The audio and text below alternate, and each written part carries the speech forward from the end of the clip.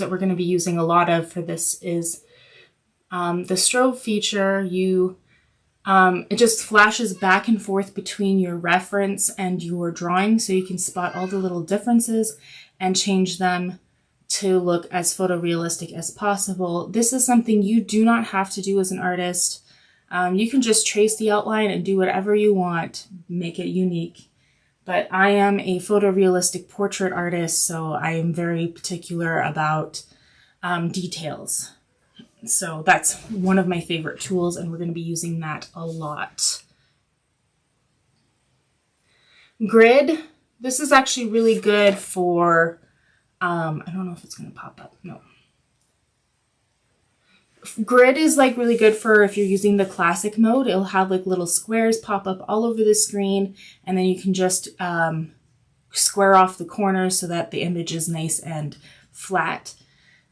So something for classic mode. Not really much for AR because the anchor already automatically does that for you, so you don't have to worry about that. Torch is good for if you have a poorly lit room. The only thing is if you're using any medium that's kind of glossy or has a reflective effect to it, it might be a little bit difficult to use with the torch. So try to have like your own separate light source that's nice and bright. That's my recommendation. Filters, there's just a whole bunch of different things for filters. You can do like reverse colors, which is a really cool thing. These are kind of fun to do.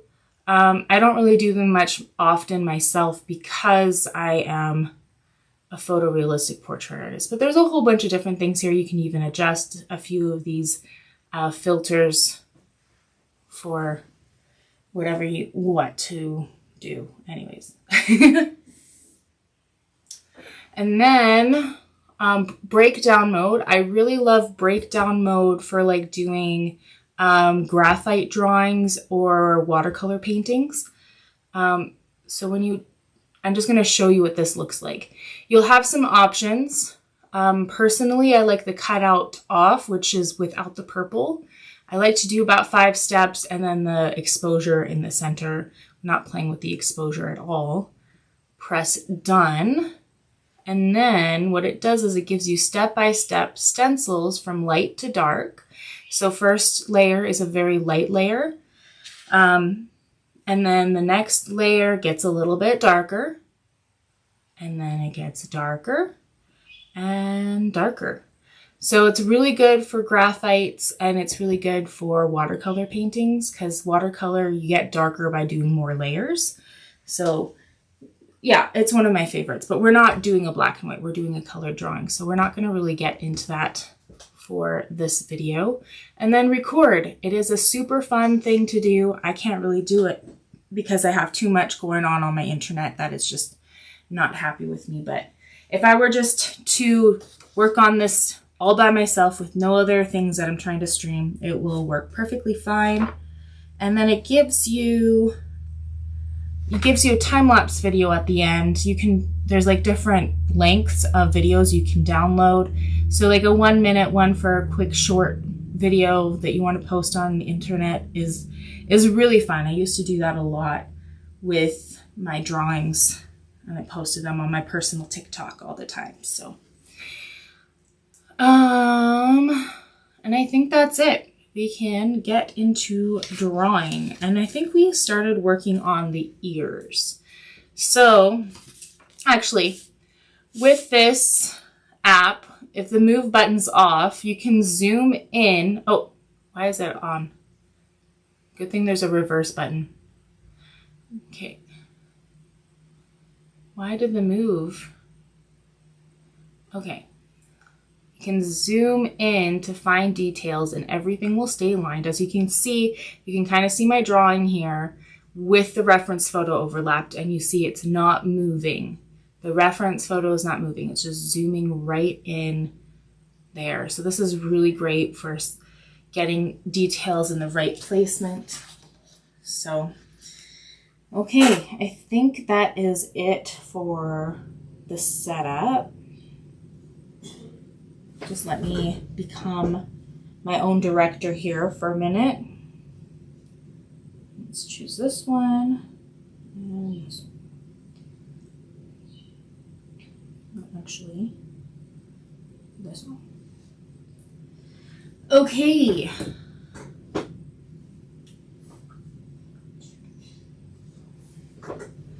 So I'm zoomed in. I'm actually going to put on the strobe feature, turn up the opacity to its fullest, and this way I can see my reference photo and then my drawing in real time so I can see the differences.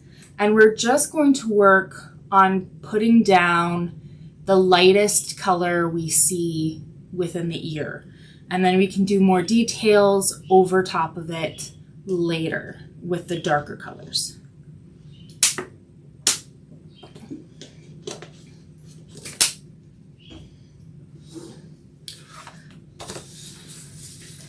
So, taking a look at the ear on my printed reference, there is kind of like a skin tone underneath. It's very light, barely noticeable. And let's just see which one works the best for those.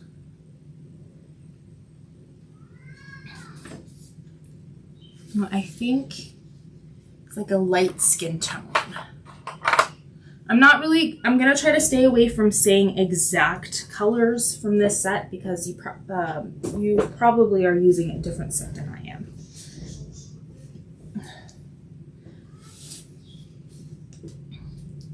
Okay, I need to sharpen this.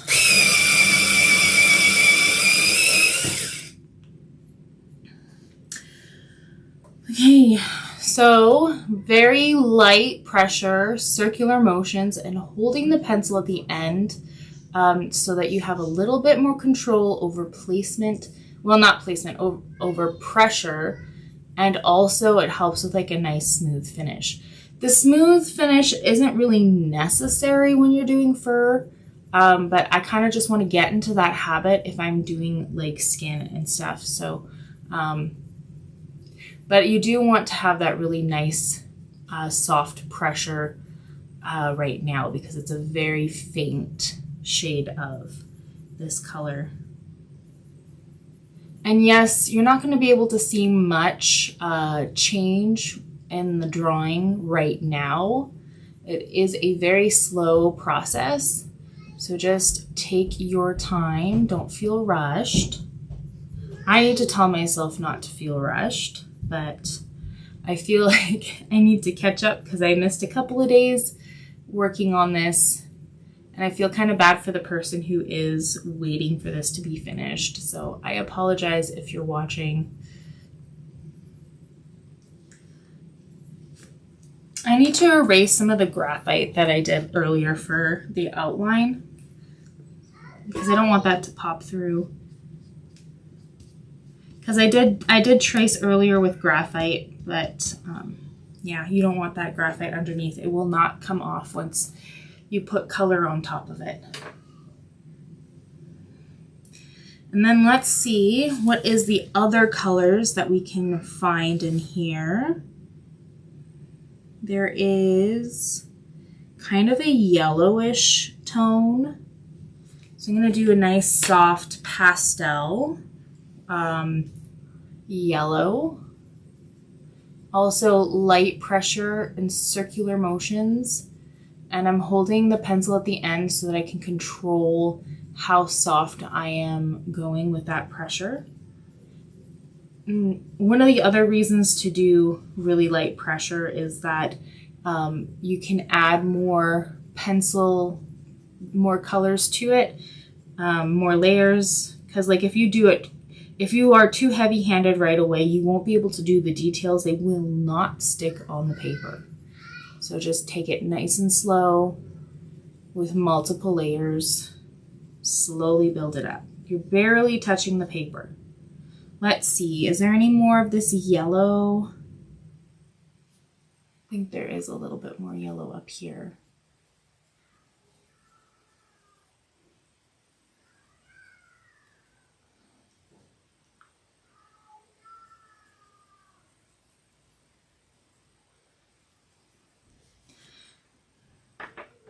And then we are, I think there's going to be like a bit of, looks like a little bit of purple or blue.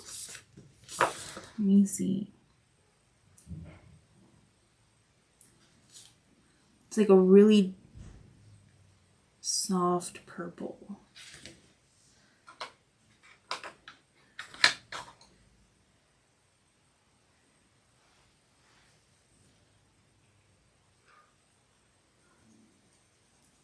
Just very light pressure and some circular motions, holding the pencil at the end so that you can control the pressure a little bit better.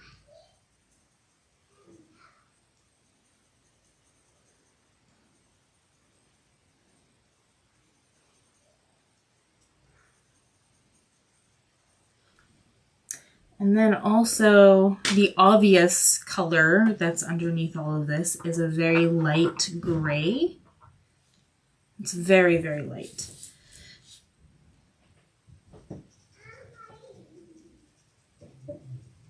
And we're focusing on the lightest parts of the ear. So like the fur that's over top. I know it's usually, that's like a little bit different than what I normally do. I usually do like the underneath the fur first and then get the fur that's over top of it. But once you get dark on colored pencils, then it's like impossible to remove the color to get it brighter. So that's why you work from light to dark mostly with colored pencils.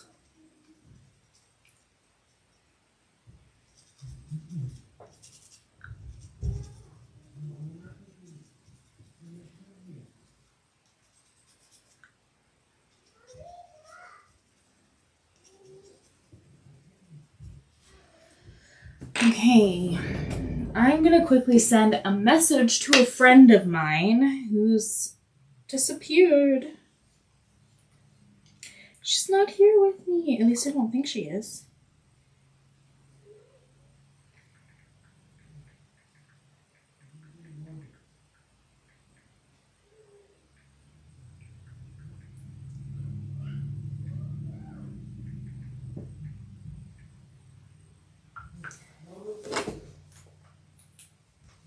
I don't know if my friends is here and watching. You guys can ask questions during the live and I will answer them as soon as I see them.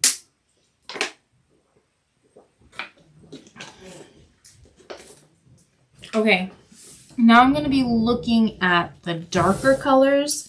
There isn't really much to add to it except for gray. I'm actually going to turn off the strobe temporarily and then turn down the opacity to the point where I can just see the tip of my pencil. And then I'm just doing some light pressure. I'm not doing circular motions. I'm just following the lines of the fur. This is underneath the fur, but still. I can do a little bit of circular motions in like the bigger areas that are like more solid. But I am just following those lines. And we're not putting a lot of pressure on it quite yet. We're just gonna slowly build that up. I just want the placement fairly decent right now.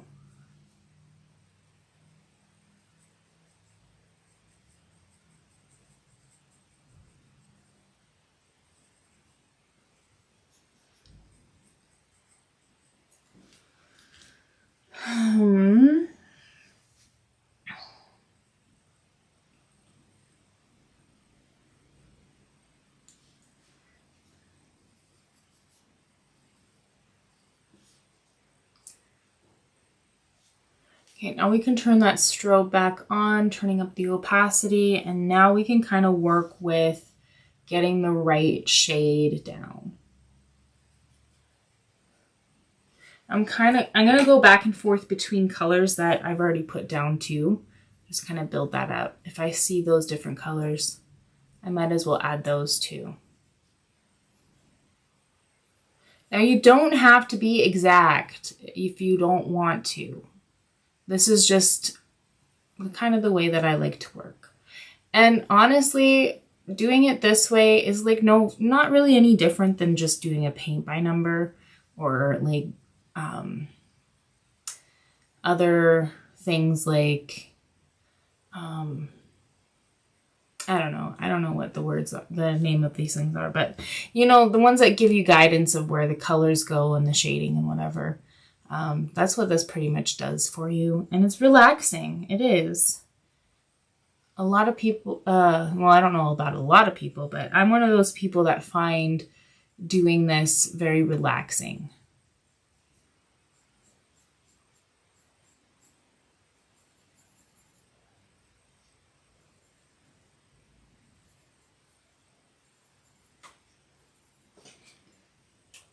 I wish I had a slightly lighter gray for this because this gray is really dark. It's really hard to control to get lighter. So when you do get to the point where you want to invest a little bit more on your pencils, try to find a pencil a pencil company that buys pencils, or that lets you sell that lets you buy pencils. There we go. That separately, so you can actually adjust your pencil set a little bit to what works best for you. So one thing that I think I might do is just order a lighter gray to be in addition to the rest of my pencil set.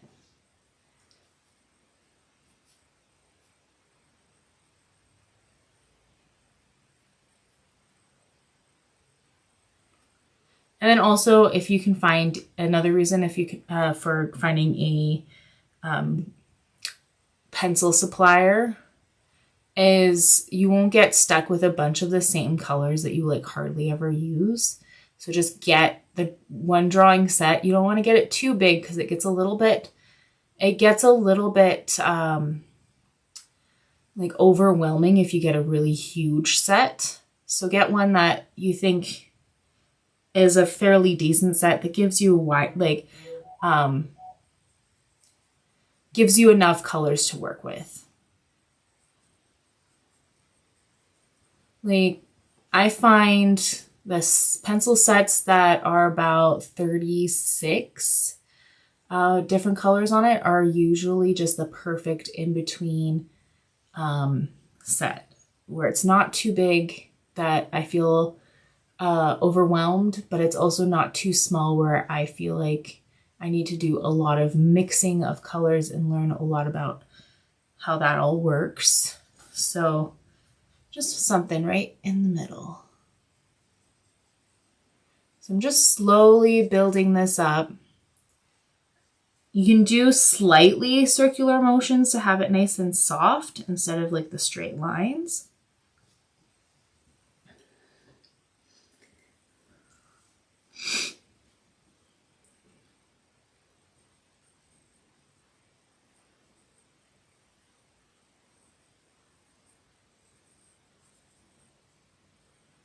I think I'm going to go in with like a really light brown, if I can. Let's see. Let me see if this needs a bit of brown. Okay, I think it does need a little bit of brown in some areas. Not a lot of areas.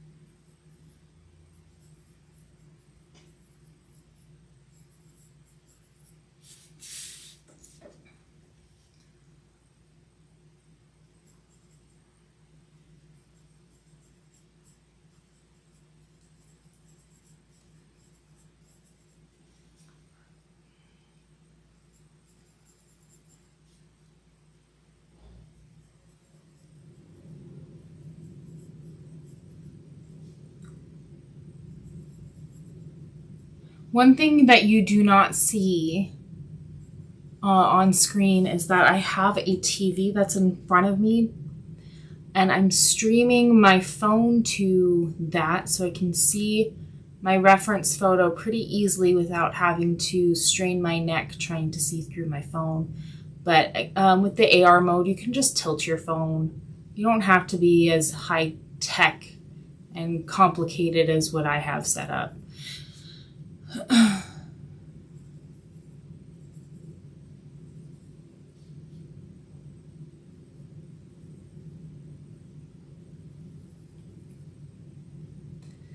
With the setup I have, with it being on my TV, I can get up to an 18 by 24 inch drawing.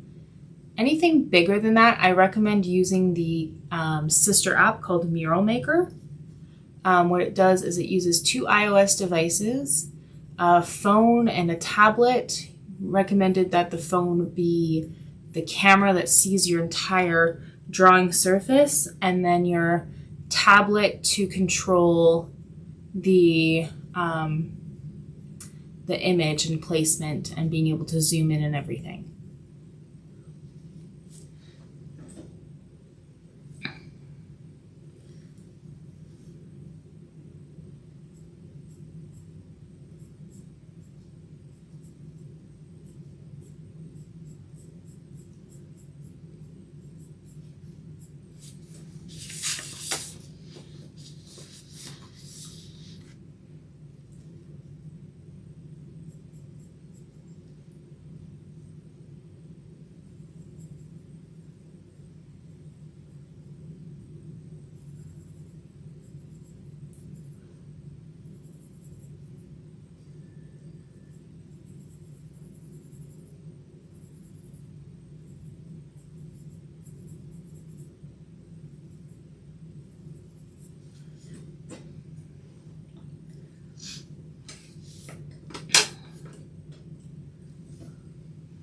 I'm just going to keep playing with it until we're satisfied with the shade and the color of the ear, and then we can kind of blend it a little bit.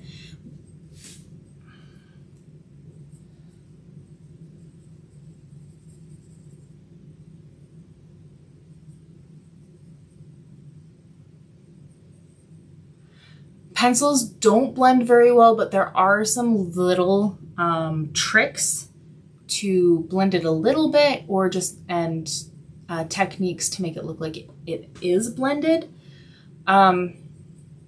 So here's some tools. Well, one trick is, I'll quickly show you. One trick is to do like harder pressure right where you need that color, and then slowly as you go away from it, get lighter and lighter and lighter. And then if it's blending into another color, you take the color that you want it to be blended into and you go right where you see it the most. And then you go back, you go outwards and get lighter and lighter and lighter as you go. And then you just keep doing that over and over again, like maybe 3 or 4 layers of just doing that. Get softer pressure, and then start off with a little bit of heavier pressure and just get lighter as you go away from it. Also, using the side of the pencil helps with it too. It helps get rid of all the, it helps disguise those little pencil marks, and circular motions. So side of the pencil and circular motions makes a really nice smooth, I don't know if you guys can see it, a really nice smooth texture. In comparison to using the tip, let's take a look at the tip. So this is the tip of the pencil doing the circular motions, and then here's the side of the pencil doing circular motions. So those are 2 drawing techniques that you can use to kind of help with the blending effect. And then for extra blending, there are a few different tools you can use. you can use a colorless pencil. This one is from Prismacolor. I like to use this one more for like trying to blend in hair and fur, but without losing the texture. Or fine details, very small details. That's what I like to use this for. There's also color, like blending markers that has like a certain type of solution in it, and it's clear, and you can use that, and it helps break down the color and make it be able to spread a little bit. You can't really blend super much using any of these methods, but with the technique of placing it down and blending, you should be able to get a nice transition. Or if you want a low budget blending thing, you can use hand sanitizer or rubbing alcohol with a Q-tip. I like to use that method for like bigger areas like the background, but it does kind of have more of like a marker look to it when you do that. There's also other things if you do some research about the type of pencil you use. You should be able to find like a solution you can buy and pretty much do the same thing. Use a Q-tip or like a harder brush to blend. So yeah, those are my little tips for you today. So you can kind of start seeing this come together.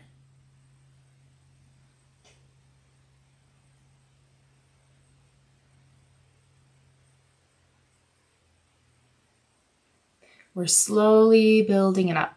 We're not going to put down a whole bunch of color at once. We just want to slowly building it up.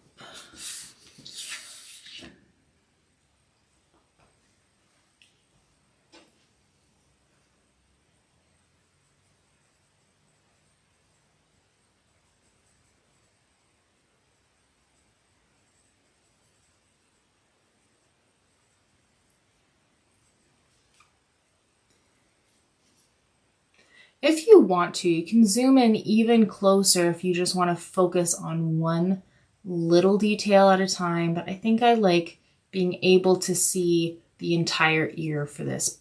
So, or you can zoom out, especially if you don't want to focus too much about details and just kind of want to get the proportions down instead. And zoom out. You don't need to be this close. So the hairs over top, this is just slightly darker over here, and then it gets lighter in the center. So I'm just going to add a whole layer, a very light layer of gray over top of that so that we can have that effect over top.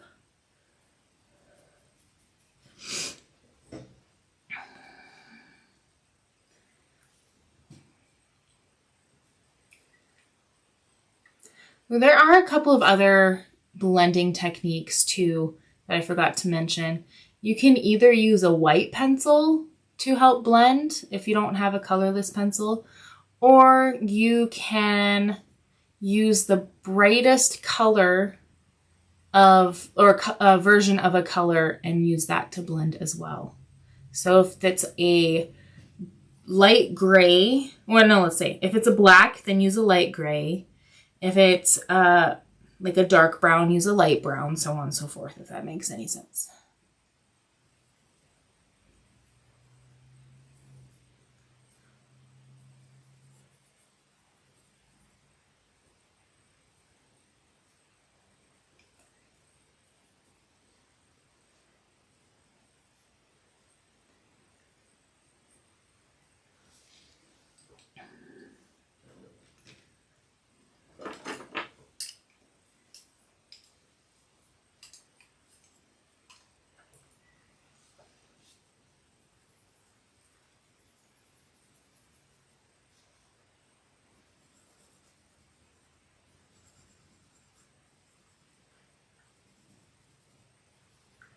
And some of those undertones, I'm starting to see them a little bit more. So I'm just adding those back into those little areas too, where I see them. Let's take a look at the printed reference.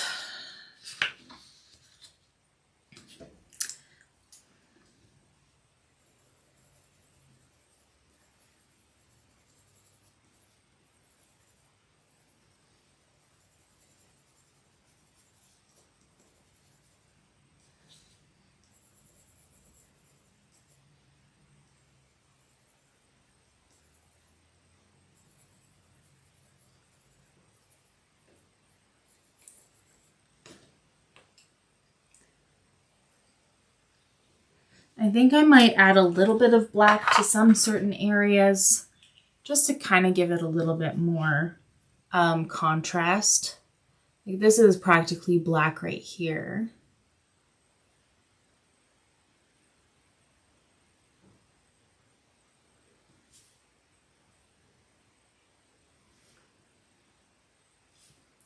And there's a few other spots that I see that need to be darker. So I'm just going to use that black pencil to add that.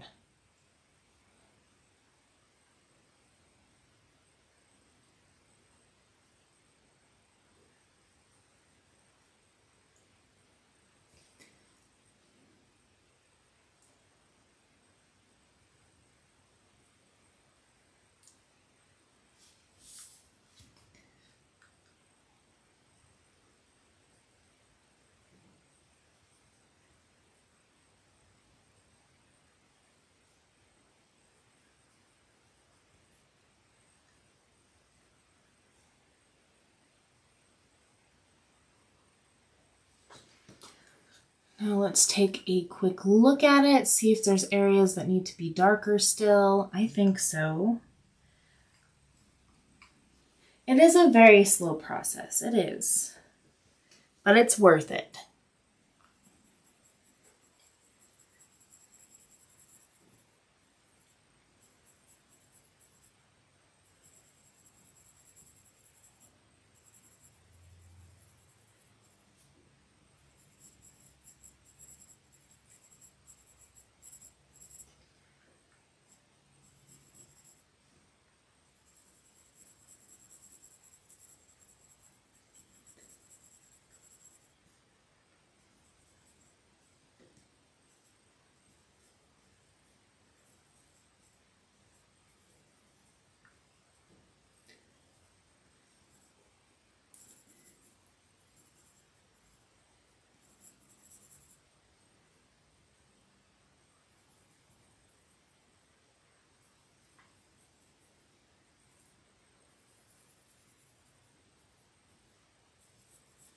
We're probably going to spend the whole day just working on the ear.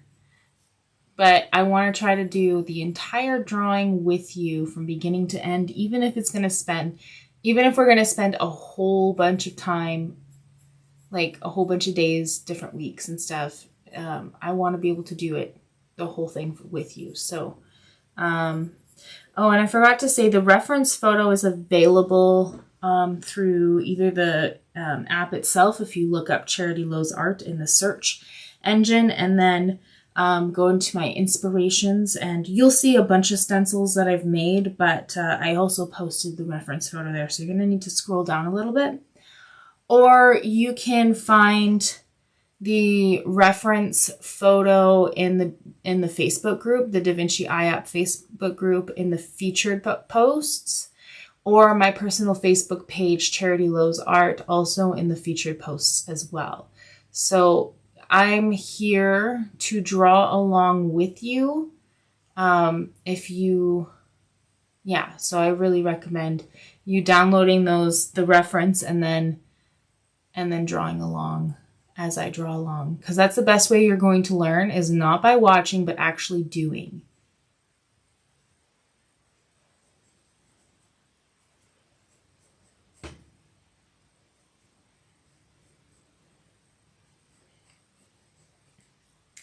Okay, I'm going to start putting a little bit more texture in here. I'm just adding a few gray lines throughout this. And okay, I think we can start, I think we can blend it. So I'm going to use my colorless pencil. I'm not going to be able to sharpen that anymore by the electric pencil sharpener. Where is my pencil sharpeners? Where are my good pencil sharpeners? Like, come on.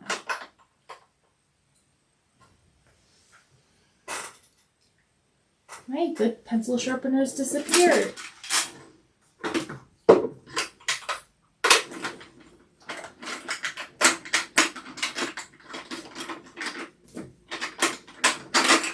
There, I found them. I found my pencil sharpeners.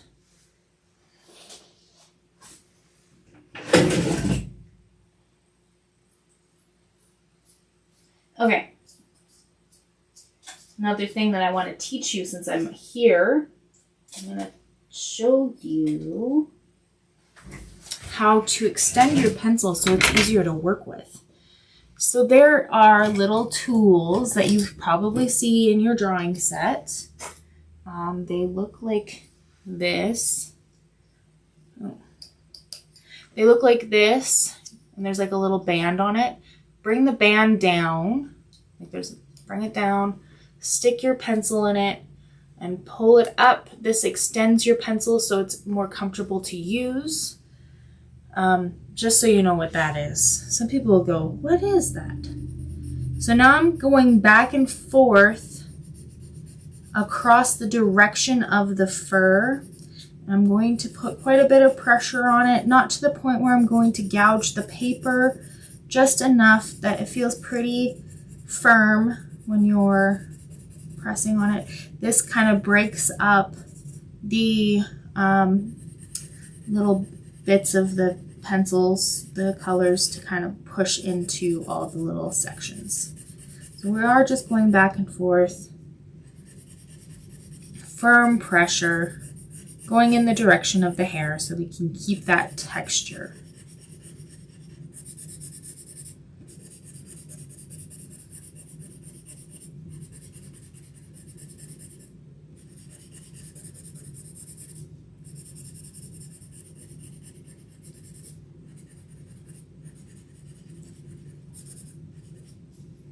And you see how that really finished that off a little bit, making that look a little smoother in a way, filling up all the little gaps.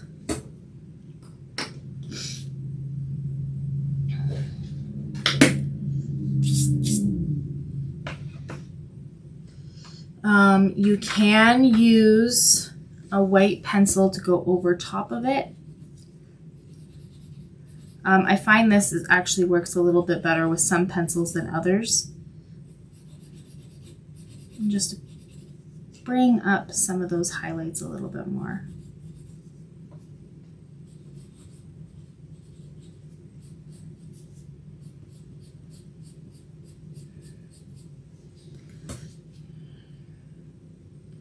I think that's fairly close to the reference. There's other tools you can use if you want to start do more of a mixed media, a very, very minor mixed media, I should say. You can use a white gel pen. I like to use it for like the eye catch lights to really pop those out a little bit. And then we can also do a few highlighted fur if you want it to stand out a little bit more than what the colored pencil does.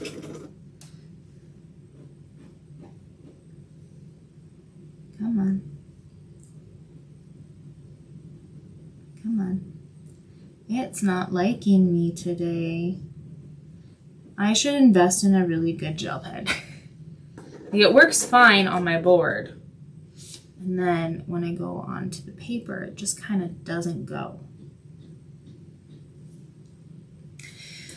Guess that's not working. There's some other techniques to preserve white hairs, and that is to take an empty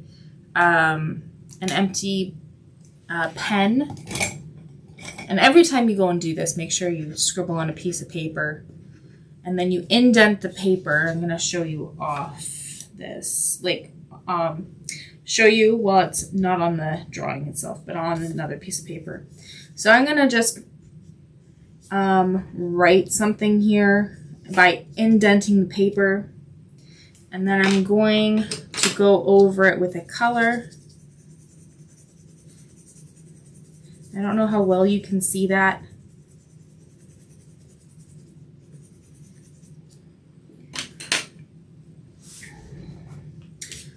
So let's bring it closer. Let's see if you can, I don't know. Is it gonna show up? Can you see that? I don't know if you can. But it prevents you from getting any color inside of those lines that you indented. So that is a technique to use if you want to preserve some highlights. Okay, now that we've got one ear down, I might as well do the other ear and then we can start working on the rest of it. I like to try to do the more important features first, which are the eyes, the nose, the mouth, the ears, especially on people.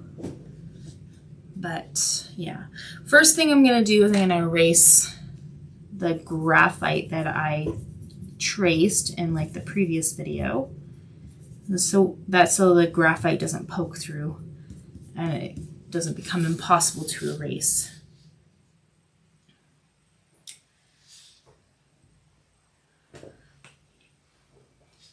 You know, I think I might show you a technique for the ears that that this particular pencil set does. I'm pretty sure there might be some other pencils out there that do the same thing. You can take a mechanical eraser, an electric eraser. Just make sure it's clean before you use it. And then you can go across it, those areas, and it will pick up some of that color. It won't be like super bright, but it will be there. You will be able to kind of see the minor differences. This one works, I know for sure, with the Polychromos from Faber-Castell.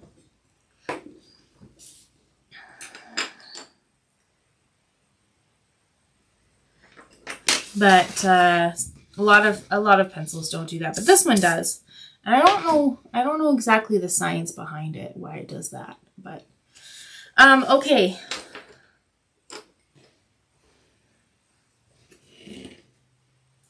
Okay, so now we're gonna go again with the lightest colors and slowly build it up. The lightest colors are the fur that's on top, and I know usually I go from the behind, like back to front, but I'm gonna go from light to dark.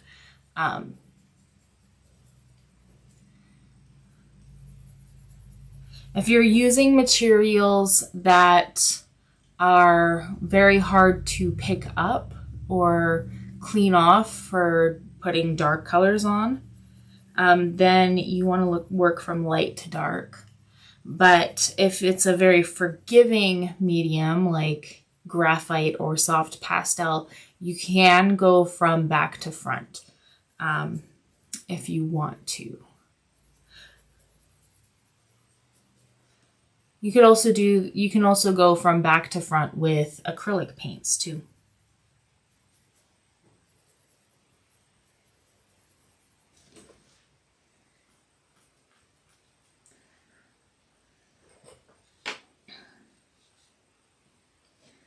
Okay, let's see what other colors we see. I'm going to try to stick with the colors we already picked out earlier so that it's cohesive and it looks like it's part of the same drawing.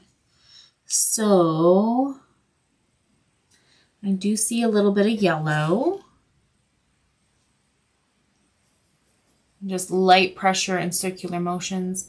I'm trying to use the side of the pencil by holding the the end of the pencil so that we can kind of use the side and create practice or have better control with the pressure, have it more consistent. There we go. Words aren't wording for a second there.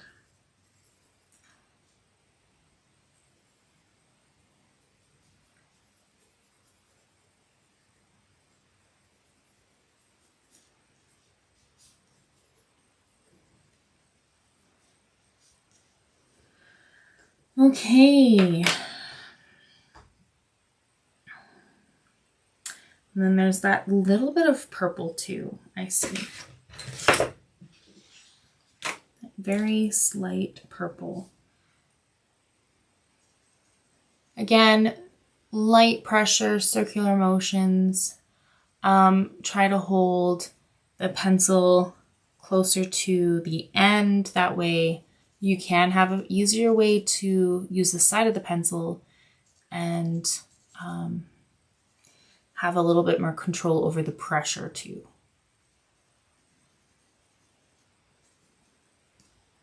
I think I might add a little bit of blue to it as well. Just a very light blue.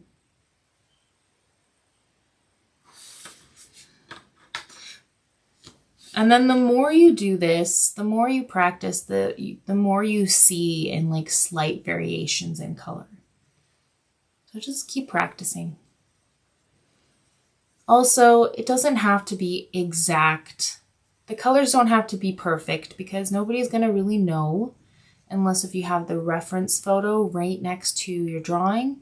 And then if you do a really good job of drawing, they might not even know which one's the real picture and which one's the drawing, even if they are a different color.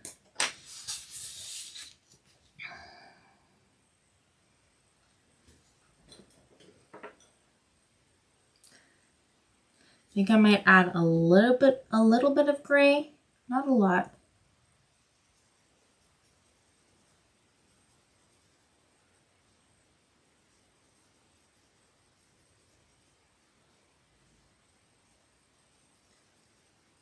So light pressure and circular motions, holding the pencil closer to the end.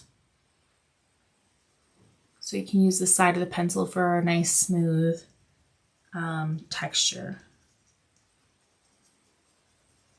Okay, I'm gonna turn off the strobe for a minute and then turn down the opacity until I can just see the tip of my pencil.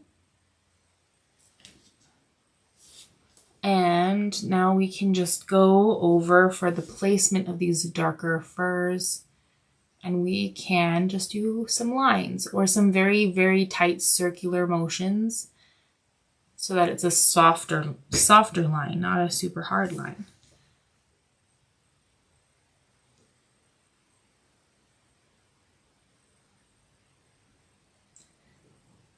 So I'm just trying to get those really dark sections down, but not putting a lot of pressure on it. We're going to slowly build up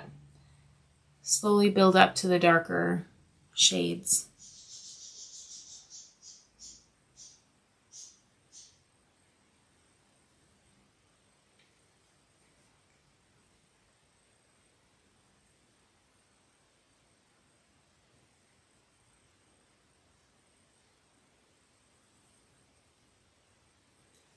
You'll hear a lot of birds chattering in the background.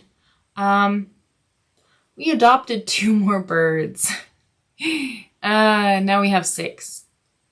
So they're just little budgies. They're little birds, but still I feel a little overwhelmed by having that many birds. Somebody was trying to rehome their birds, so we have a hard time saying no, but we're going to have to say no now because we just can't. It's just too many critters.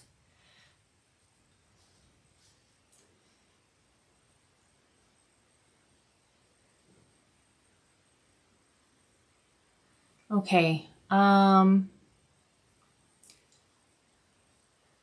just light pressure, just trying to place the darker fur or darker areas.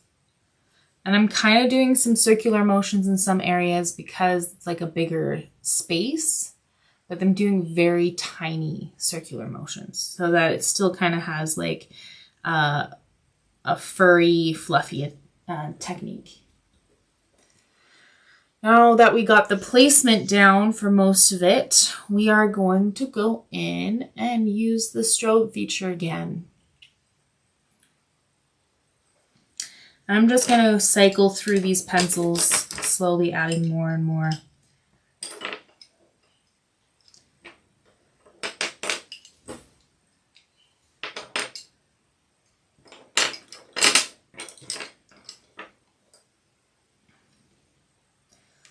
I'm going to add in some of those really dark sections using some black. Again, we're just using light pressure, circular motions for like those slightly bigger areas. We can do some lines where we see some thinner pieces.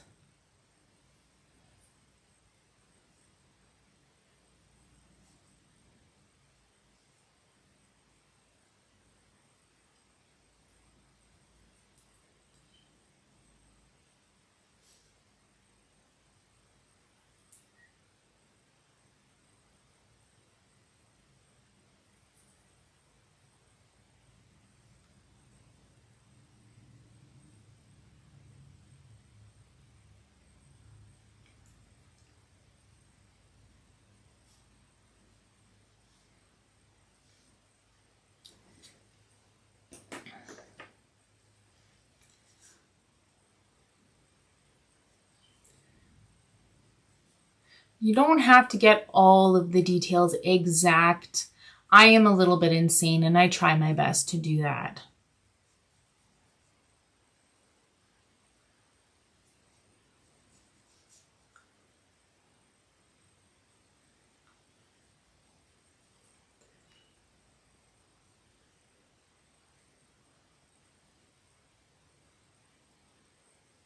So just lightly and slowly build up the colors. Build it up.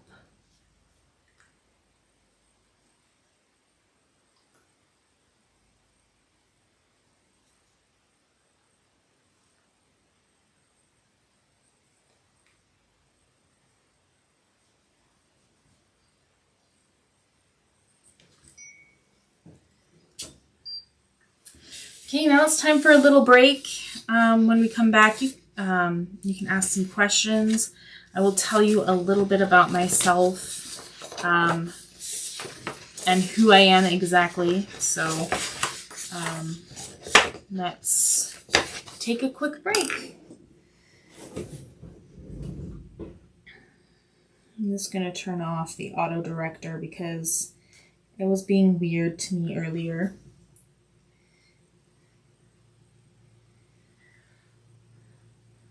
Okay, I'll see you guys in a little bit. So yeah, just stretch out, get some coffee, use the washroom if you need to, and then come back.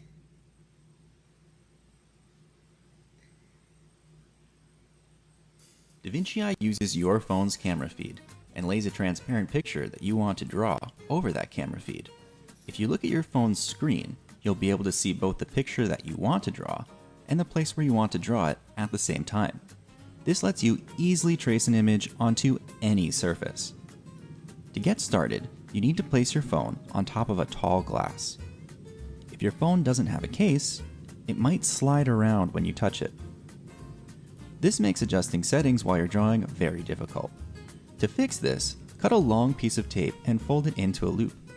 Place the tape loop on top of your glass, and this will stop the phone from moving around. You can also place a tape loop on the bottom of your glass to stop the glass from moving around. If you're a lefty or a righty, it doesn't matter. You can position the phone any way that is easiest for you to draw. The higher that your phone is positioned, the more of the canvas you'll be able to see and the larger the picture you will be able to draw. Tall aerosol spray cans work great, or you can use one of our Vinci Eye phone stands, which lets you easily adjust the height and position of your phone. Links to these stands can be found in the app. Now it's time to position the image on your paper. Press the move button, and using one finger you can pan the image. Using 2 fingers, you can zoom, shrink, and rotate the image. When the move button is unpressed, the camera will be locked together with the reference image. This lets you zoom out to see your drawing as a whole, or zoom in so you can draw fine details. To make your image more or less transparent, you can use the opacity slider.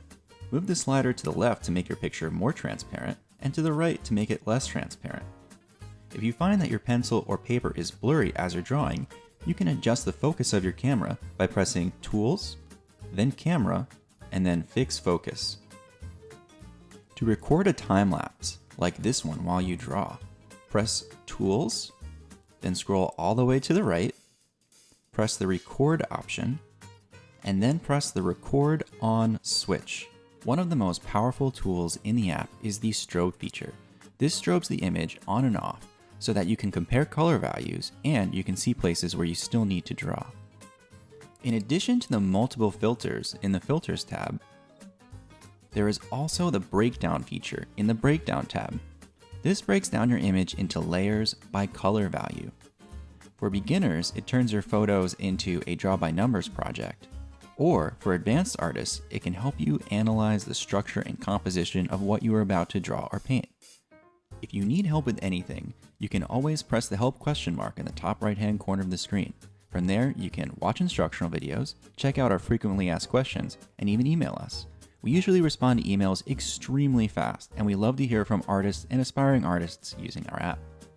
Be sure to subscribe to us on YouTube and follow us on Instagram, TikTok, and Pinterest to see instructional videos and demos of how to use all of the amazing features that are in Vinci Eye.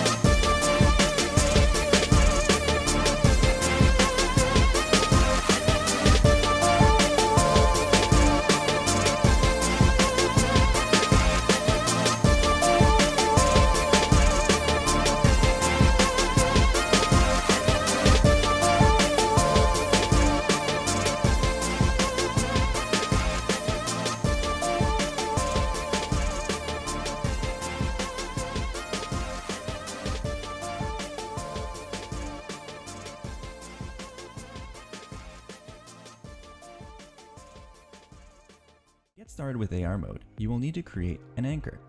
An anchor locks your reference image in place, so you can move your phone or your canvas, and as long as the anchor is in the camera's view, your reference image will align itself back perfectly with what you are drawing. To get started, take a business card sized piece of paper, or larger. Then take a black marker and do your best Jackson Pollock impression. Make a lot of squiggles with many intersecting points and different shapes. The more tiny little details, the better. The larger you make your anchor, the further away from your canvas you can have the phone and still have accurate placement.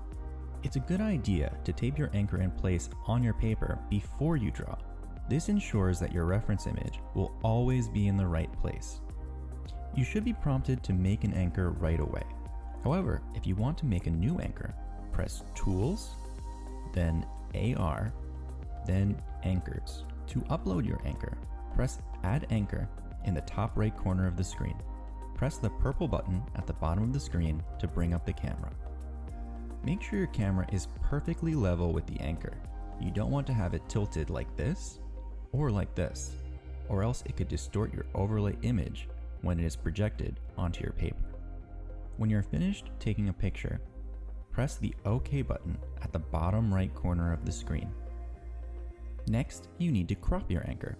Drag the corners of the cropping frame to the edges of your anchor. Make sure there is no background visible. Then, press crop at the top right corner of the screen. The last step is to measure your anchor. Make sure that it is at least 3.5 inches or 8 centimeters wide. Now press Done. Now press Use Anchor. Your image should now appear on top of the anchor whenever the anchor is in view. Do not hold the phone in your hand and try to draw. You can easily make a stand out of objects found around your house, like with tape and a tall glass, tape and a tall spray can. You can also purchase an inexpensive stand like this one.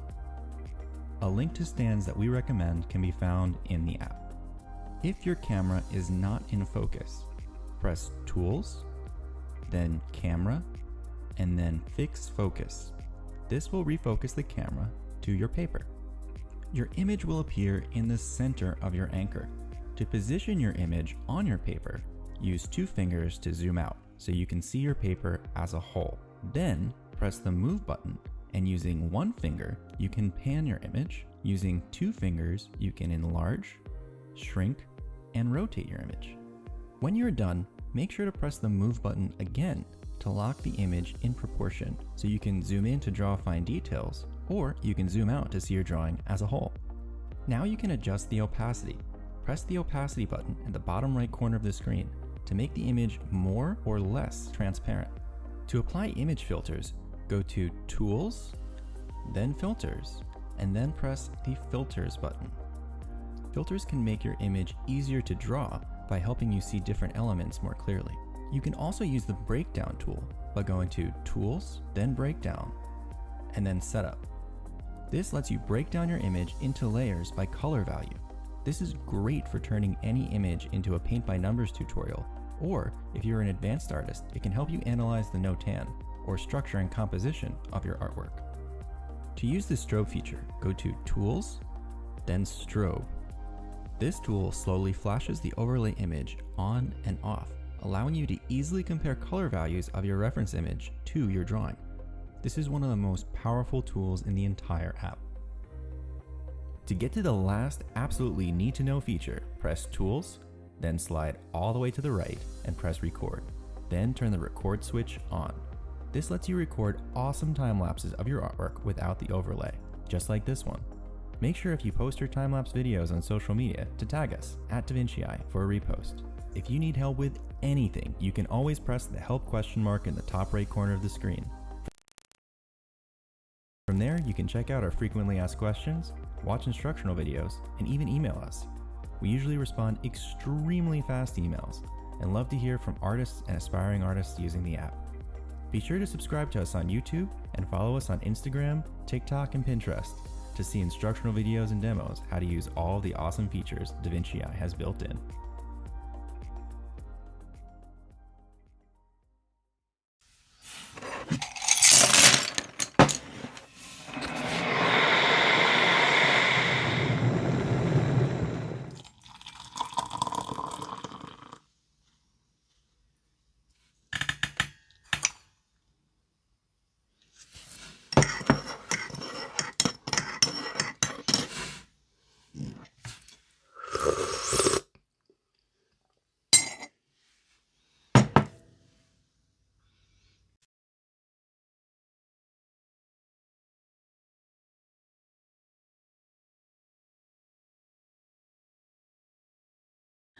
Hello, I am back.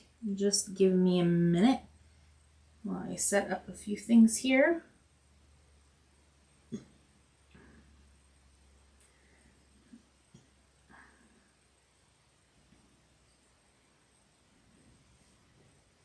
Okay, so a little bit about myself. I am a commissioned portrait artist, at least that's how I started. And I found the app, I started using it a lot, And I noticed that the people behind it were posting a lot of my artwork. And so I asked them for a job, and that's why I'm here. I am not the developer. I am a huge fan of the app. So it took a while for me to get to the point where I'm doing live videos, but yeah. Other than that, if you want to try the Vinci Eye App for free, I have a promo code in the description for the iOS, so you can try it for free for an entire year. Right now, Android is free with a few features that have ads, but it's a great opportunity to try it. And then if you love it, then buy it as soon as possible, because if they increase the prices, you will be grandfathered into the price that you originally agreed upon. So, yeah. You should join the Facebook group. I host giveaways and competitions there. So art challenges and competitions, and I do cash prizes for those. I do one every 6 months. And what else?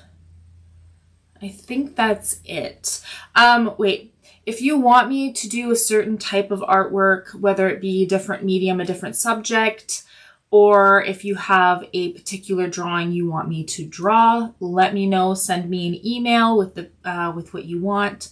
And then for any pictures that are personal pictures, like your pets, friends, family, I will also I will mail out the drawing that I do to you for free. So if that's something you're interested in, those will only be 11 by 14 inch drawings in color or black and white in pencil.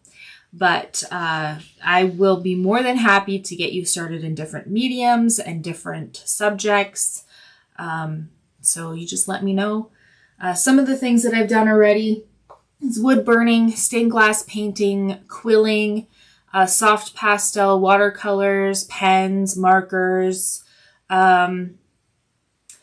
I've done window paintings and murals. Like, there's a bunch of different things, and I'm more than happy to learn more, and get you started in anything that you want to do that we can use the app with. We also did cookie decorating. I've done cookie decorating too, but there's a bunch of things. There's just a bunch. So just don't be afraid to ask. Anyways, let's get back to where we were.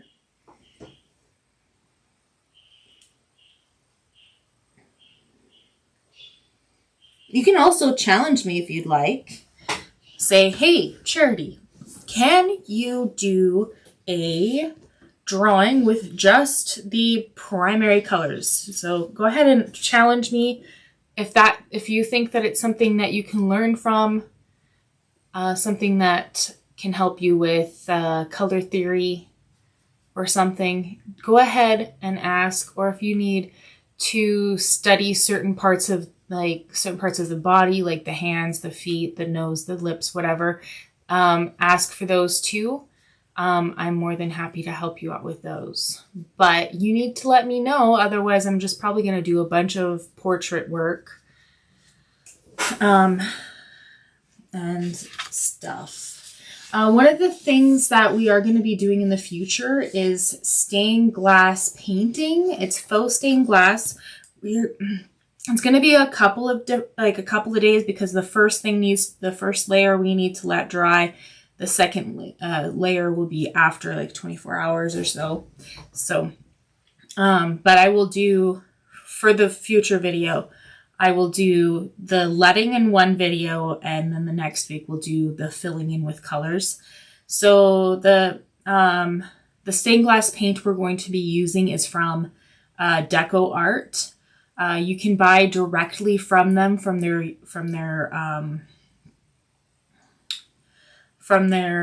web page. I recommend doing that.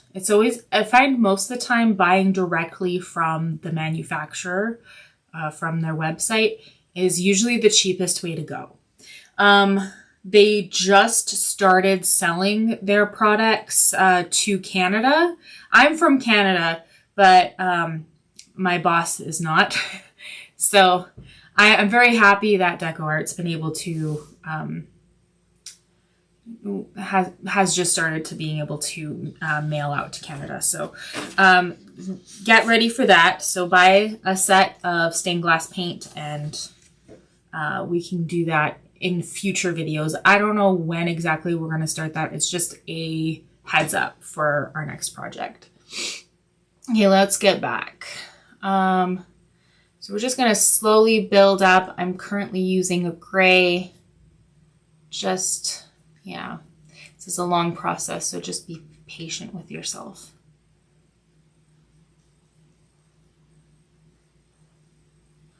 Also, kind of, since I've been talking about stained glass painting, that's what we're going to do, that's for sure. But like, what are we going to do for stained glass? What kind of theme do we want to go for?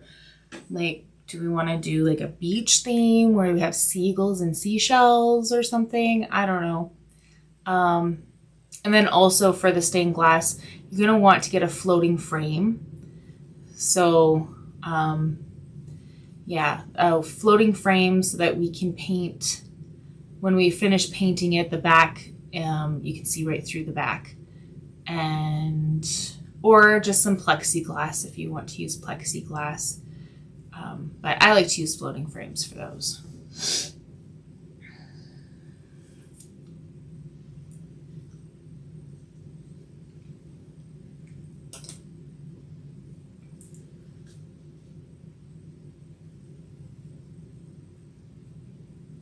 So light pressure, I'm kind of doing some circular motions in some areas, especially if I see a lot of color in a larger area. If not, I'm doing like smaller circular motions to kind of have like a softer line, something that's not too sharp.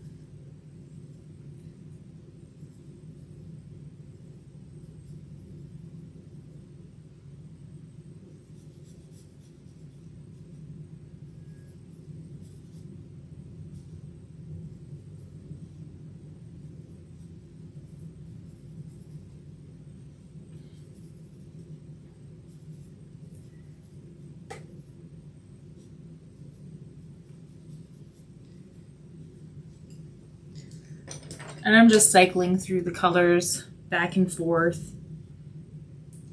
Sometimes staring at the reference that I printed off and sometimes staring at the reference through the app. Having both just really helps with getting things just right.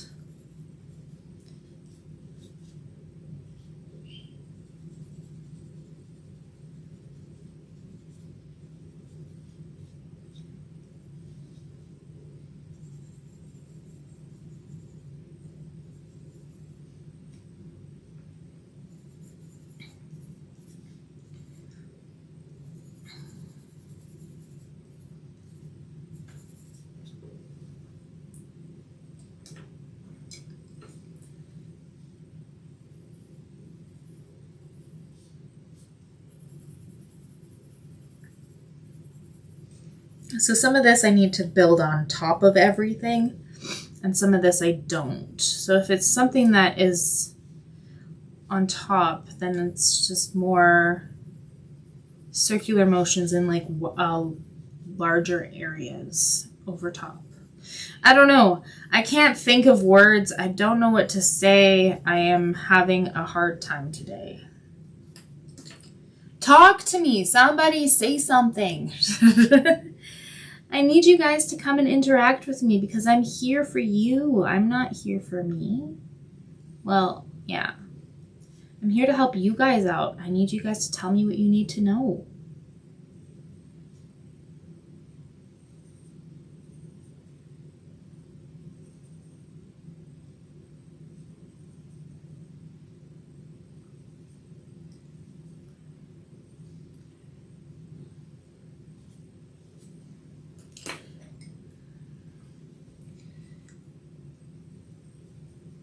It's crazy on how much color is there in a cat or a dog in the fur. From like the highlights from this, like the light, how it hits and the shadows. Like I find most of the time when light is hitting an object, it's kind of more of a yellowish tone. But in comparison to the shadow of that yellowish tone, there's like a blue. But it's not always true. It all depends on the color of the light that's hitting them. But I think it's kind of interesting.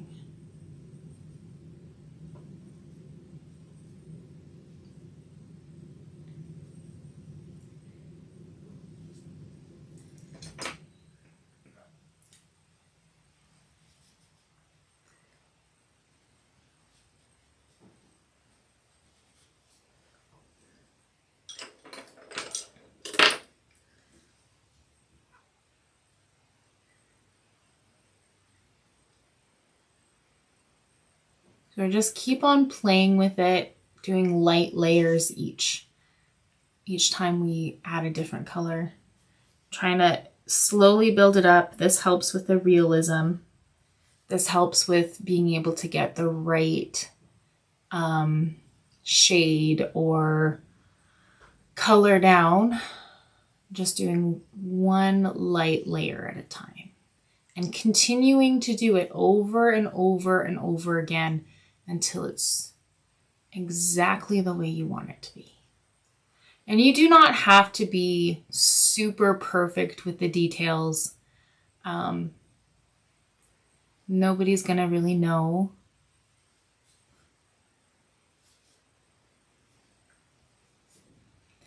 You can have more of a loose type of drawing. I kind of like it's like, what I mean by that is it's kind of like in between expressionism and realism, where you're kind of letting the strokes create a similar effect to what you see. It's very rough, and it is a really pretty style. I really do enjoy like that in between the photorealism and expressionism.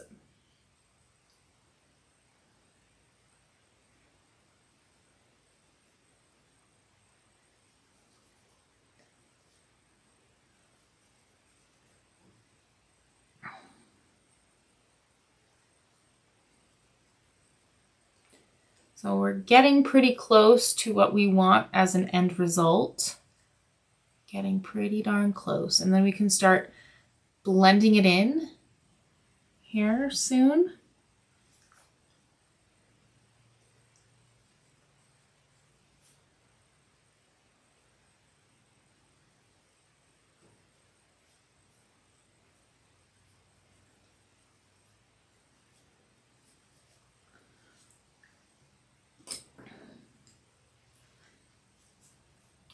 We're just going to add a little bit more brown and then just like a few random strokes to kind of help create the texture, especially in like the bigger sections that are white. We can add a few little lines in there to kind of break it up a little bit.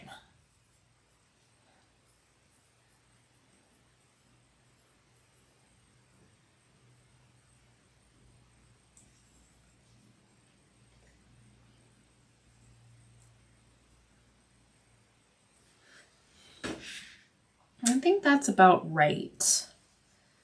I think so. Now I'm going to really focus on the reference photo just to see if there's anything that I kind of missed. Like the printed reference photo.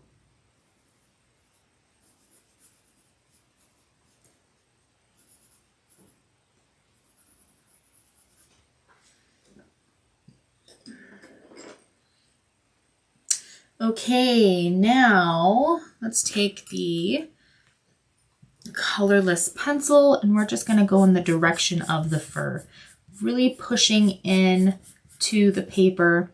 I'm not going to go all the way to the edges. I'm going to leave the edges quite, I'm going to leave them untouched with the blending so I can play around with it more make it blend into the rest when I'm get to those areas. So we're just blending, pushing the pencil in by going in the direction of the fur so we don't lose any of that texture. But we don't want to push too hard where we're gouging the paper. We want it just enough where you can kind of feel that it's firm. It's a firm pressure, but not something that's indenting the paper at all.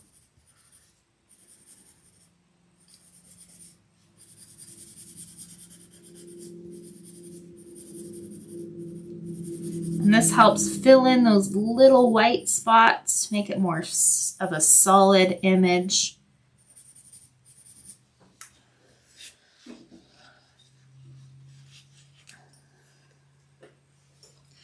And we can go over it with white. Some pencils would work better than others for this technique, but to help bring up those highlighted furs over top. These pencils don't work very well for this technique, but that's an option. Or you can use a gel pen to help bring out some of the highlighted furs. Or with some pencils like the ones that I'm using, you can actually take a electric eraser and just go across it.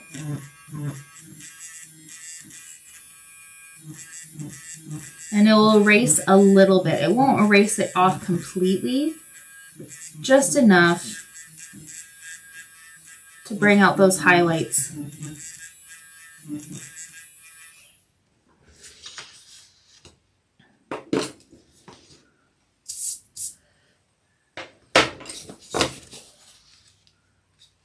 Okay, now we get to do the rest of the cat. Let's work between the ears, right on the forehead. Bring everything together.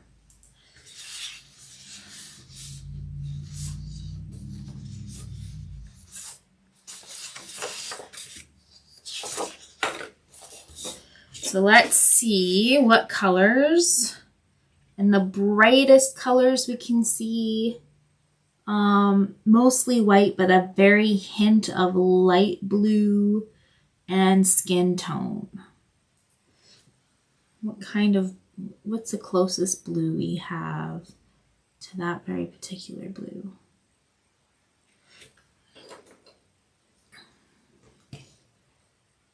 We're doing very light pressure, circular motions, only in those really highlighted spots or where we can see some light colored fur. So there's some areas that are really dark, most pitch black, but we're just doing the lightest areas. And we're not worried about all the little details yet. We'll add those details with the darker colors.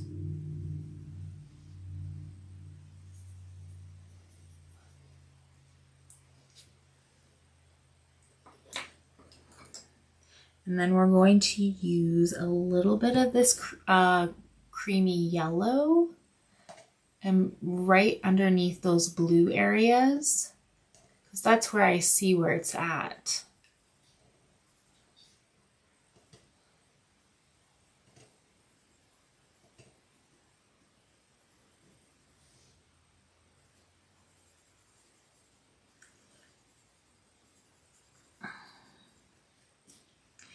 And then we're going to go in with that skin tone. Kind of see this more on the bridge of the nose than anywhere else. Light pressure and circular motions, kind of using the side of the pencil a little bit more. We're trying to fill it in like larger areas for this. So that's why I'm kind of filling in, going over a lot of space. And then we're going to build up the details with the darker colors. So we can just fill in all those lighter areas with a little bit of color, just a little bit.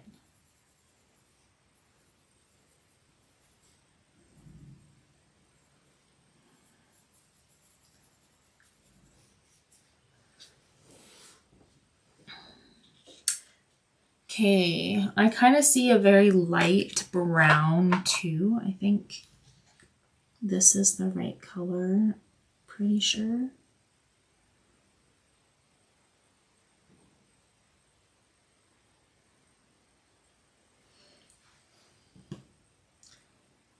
Very light pressure. This is just above the nose is where I see this.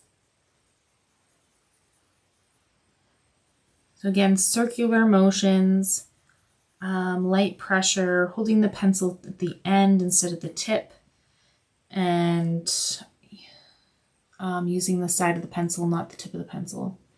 Anyways.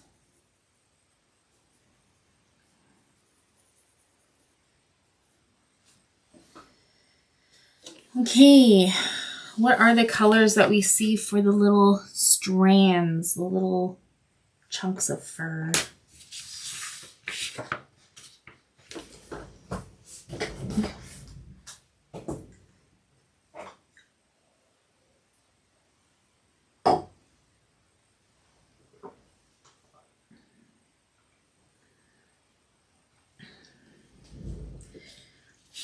So looking at the darker sections, what do we see? I see a little bit of brown, especially like right on the nose, the bridge of the nose, and a bit of gray. So you're going to use that light brown again. I think I'm going to zoom in just a little bit more.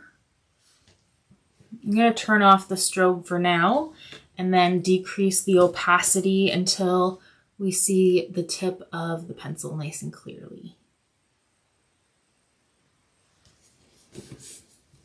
This can help with like the little placements of everything. You don't have to get all the little details.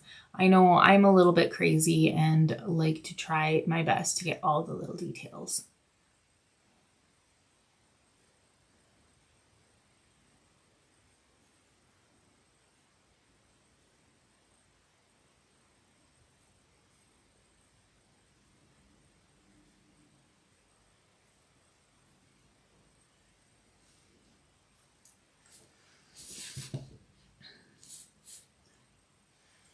Turning on the strobe again so you can see those little differences. And I'm kind of doing more lines right now for this, just so I can kind of get the direction of the fur, give it more of a fur texture than just dots on top of the nose.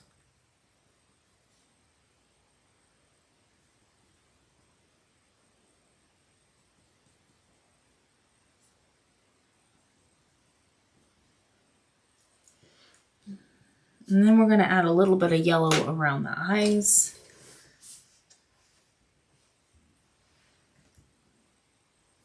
Because I see that. I see a little bit of yellow right on the sides of the bridge of the nose.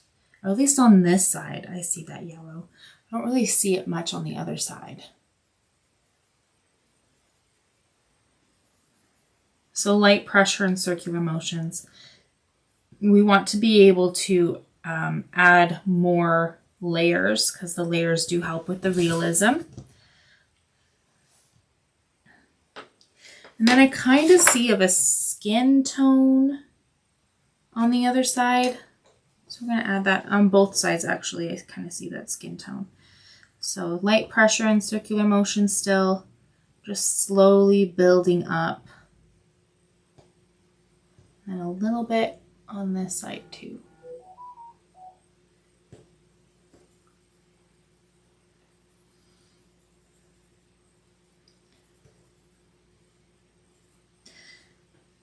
Now there is another color that I kind of see in here that we haven't used yet. It's kind of like an orange brown, like a very earthy orange, if that makes sense. Does that make any sense? Like the kind of orange that you would find on leaves in autumn.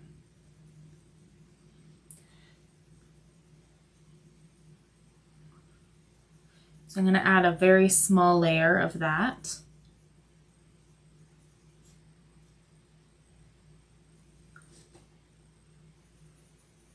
Like very light layer. Bring in that kind of warm orange brown.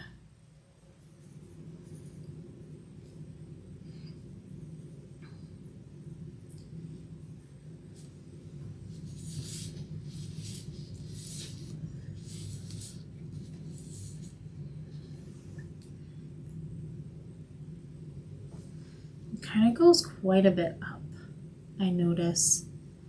I'm gonna add another like very, very light layer, just a bit above where I was just at.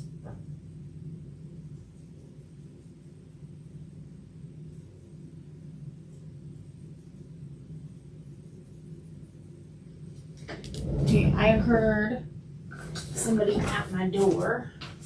It might be just a package.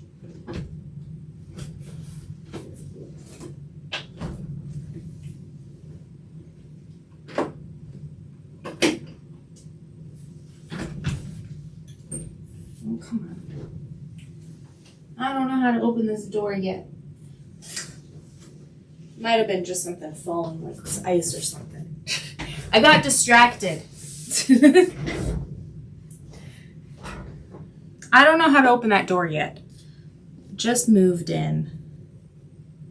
There's too many locking things on that, so I'm not sure which way is which.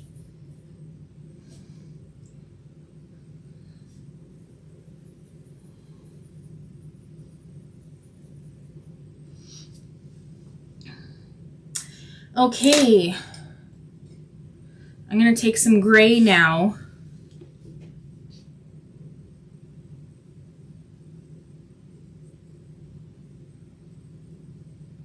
I'm going to go over those really dark brown areas that we put down. I'm going to just overlap that a bit.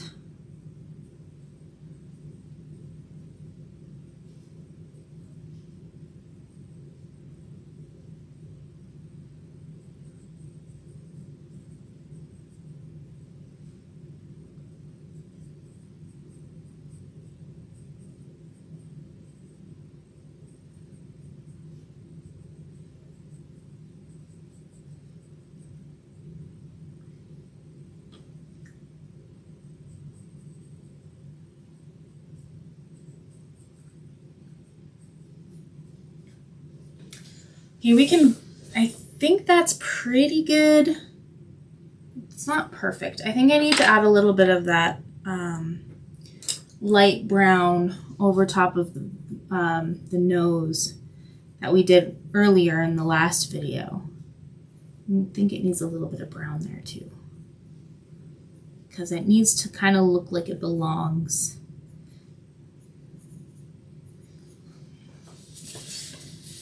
Okay, we're gonna take the colorless blending pencil and we're going to go in the direction of the fur. Little strokes, pushing that color in to the paper so that it's more of a solid color, no white spots poking through. And we're not pushing to the point where we're gouging the paper. We're just doing some nice firm pressure here.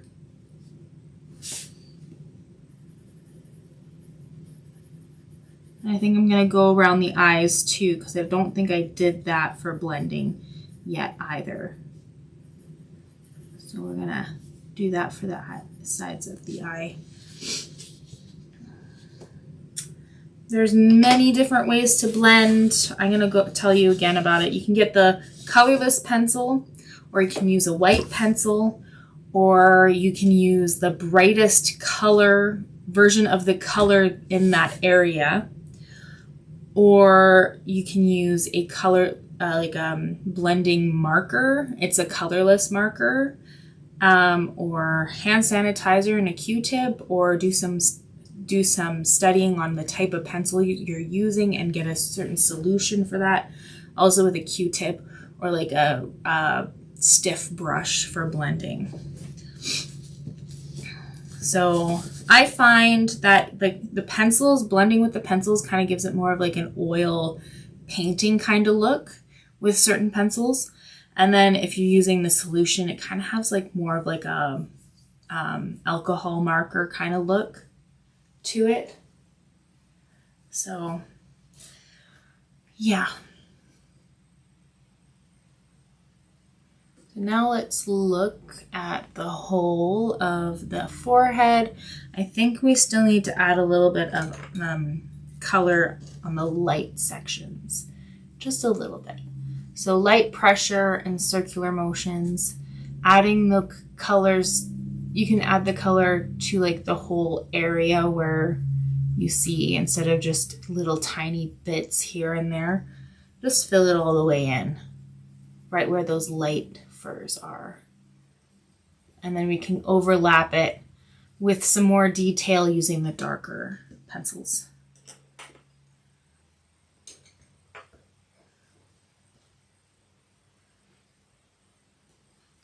And I see some skin tone in here too.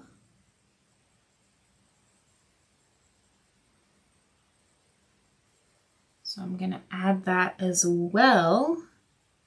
Just a little bit. I know you guys can't really see the difference in this on camera, but it is there. It's very light, very, very light pressure.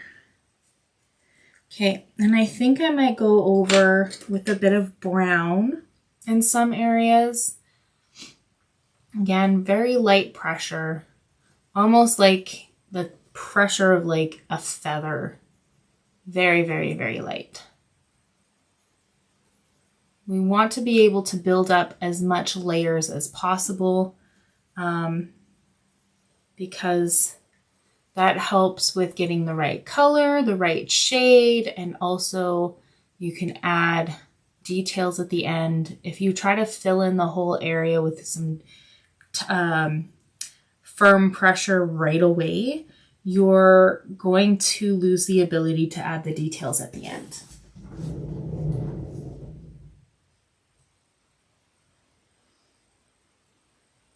Your eyes, just like the drawing, are beautiful and hold the world full of stories to tell. That is like so random.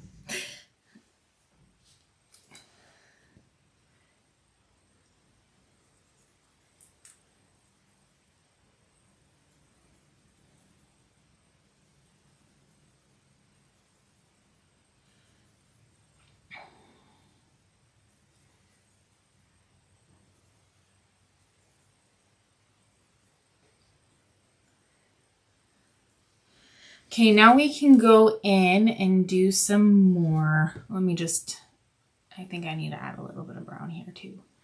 We can go in and add some details now.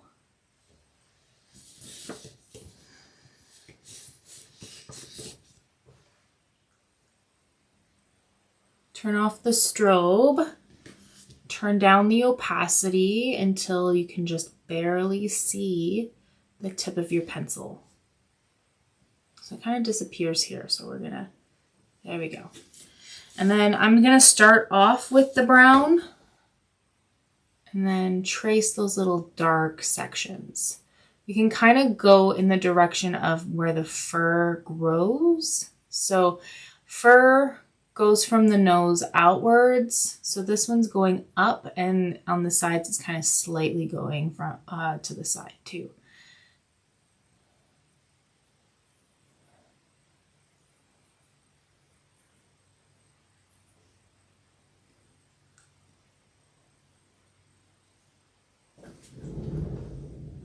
You truly mean it. You talking about my actual eyes?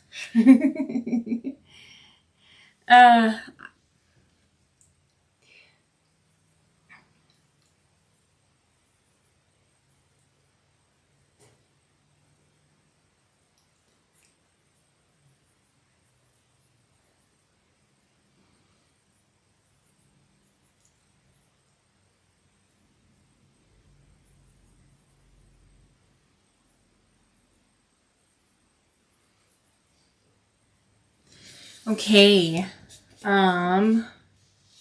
now we can go over it with a little bit of gray.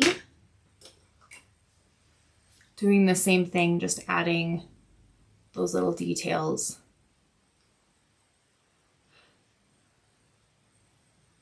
So I can't really see where I've already traced, but if you kind of go back and forth and work your way downwards, you'll be able to figure it out. But again, you don't have to get the details so precise like I do. But it is an option that you can do easily with the Vinci Eye app. It just takes patience. You just need to be able to have enough patience to get all these little details down.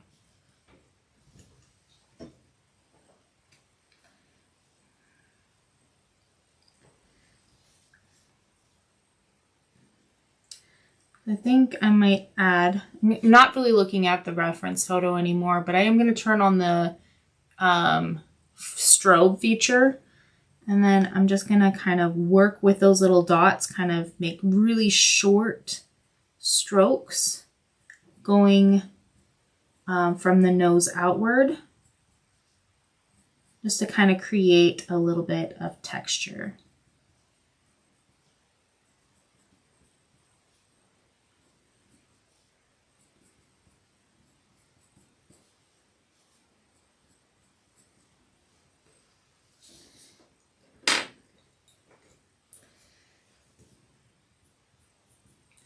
Then I'm going to kind of go over all over the nose too.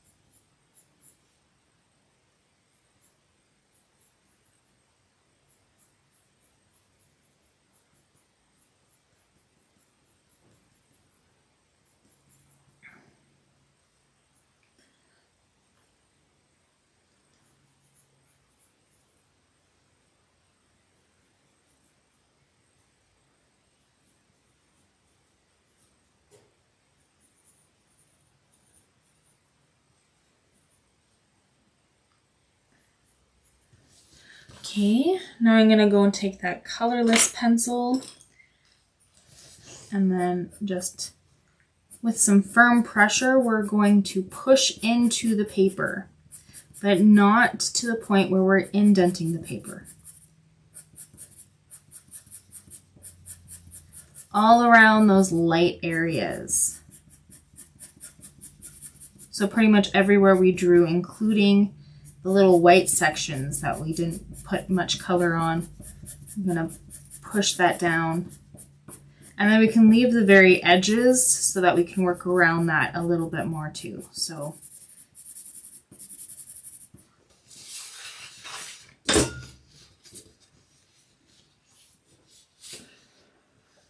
okay, let's take a look. I want to find the lightest color that's in the dark areas. Take a really good close look at it.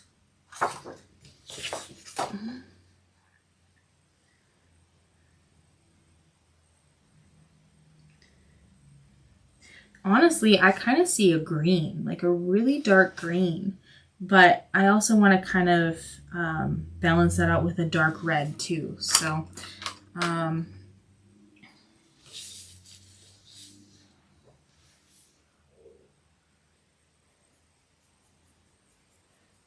very light pressure. I'm not really doing circular motions at this point, and I kind of just want to go around the edges of these really dark markings. I don't want to fill it in all the way. This is my choice. I'm not going to fill it in all the way. I'm just doing the edges of these dark areas.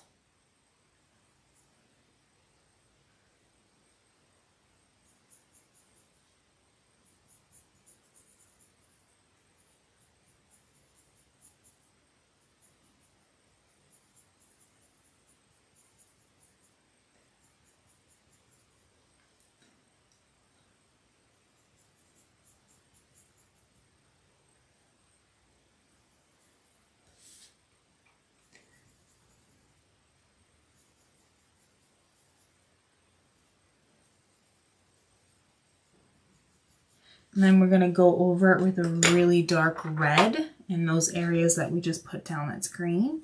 We're doing light pressure.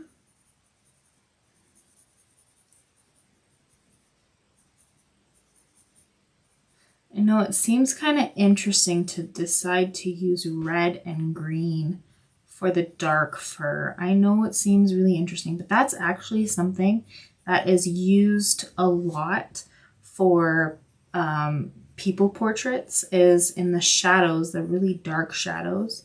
Just add a little bit of dark green and a little bit of red, and that kind of brings it to life instead of it kind of just looking like a sculpture with no life to it. It just gives it a bit more life to it, that's all.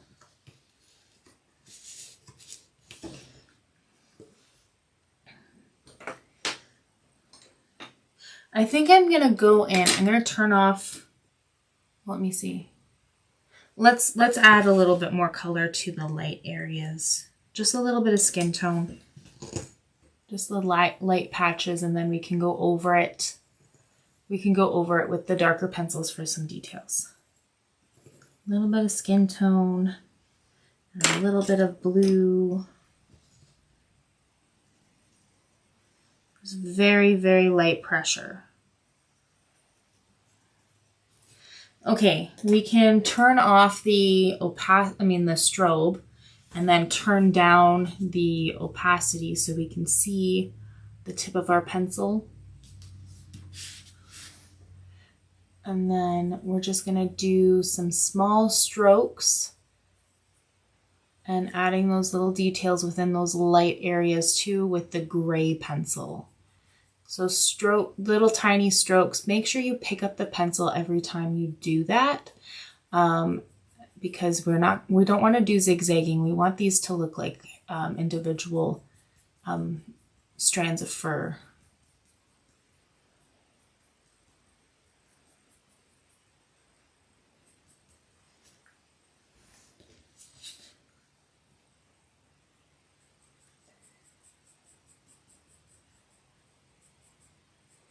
We're going to start off with building it up with gray, and then we'll add black to it.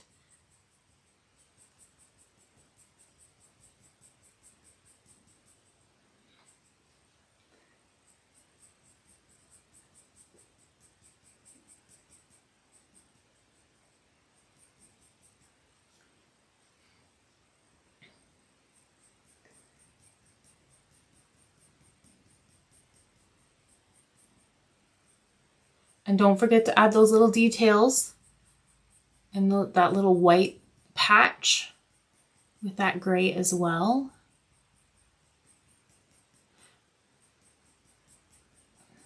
So it's mostly like placement at this point. And then we can turn on the strobe again and get the right shade, the right colors afterwards. We're just trying to get the pattern right.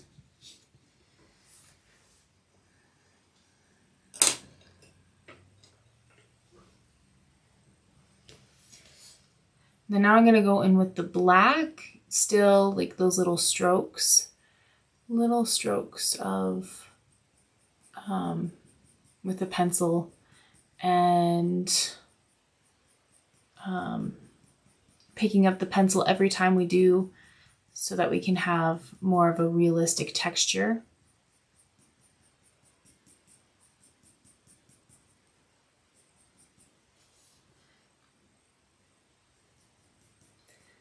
Stay away from zigzagging when you're working on hair and fur. Just little tiny little things.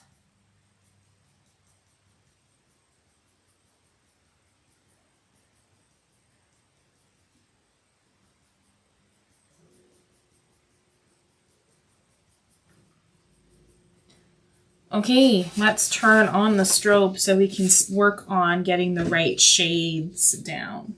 We already got the placement. It's just the shades.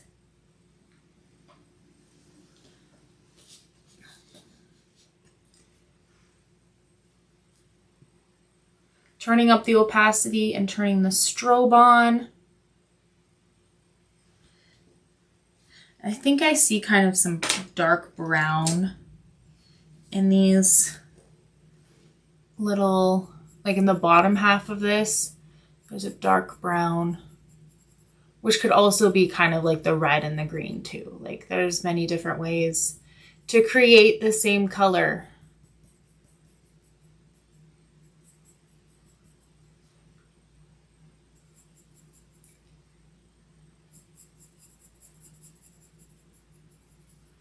So again, just small strokes, slowly building it up. We don't need to get super dark right away. We want to be able to work with it as needed. So just do little bits at a time. I know it seems like it's going to take forever to do this, but it's worth it. Trust me, it is worth it.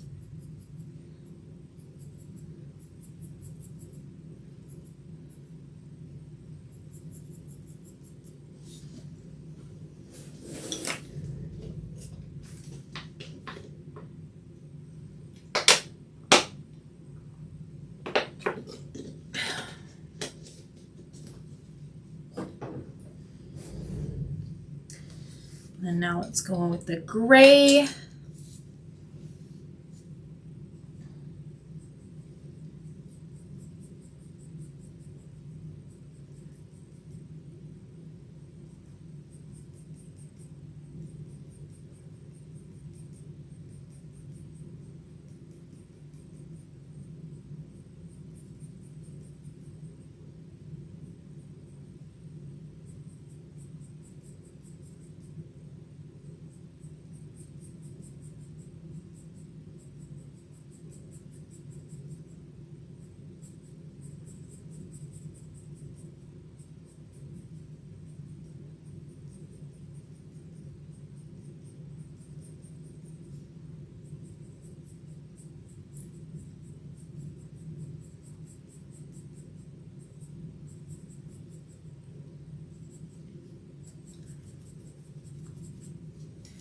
Just make sure you pick up that pencil every time you lay down a stroke. Just keep picking up that pencil.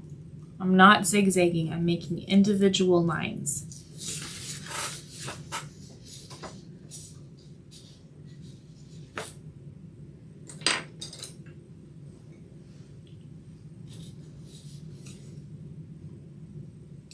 And now we're laying down the black. I'm gonna add a little bit more pressure for this, not a whole bunch. And also picking up the pencil every time we make a stroke.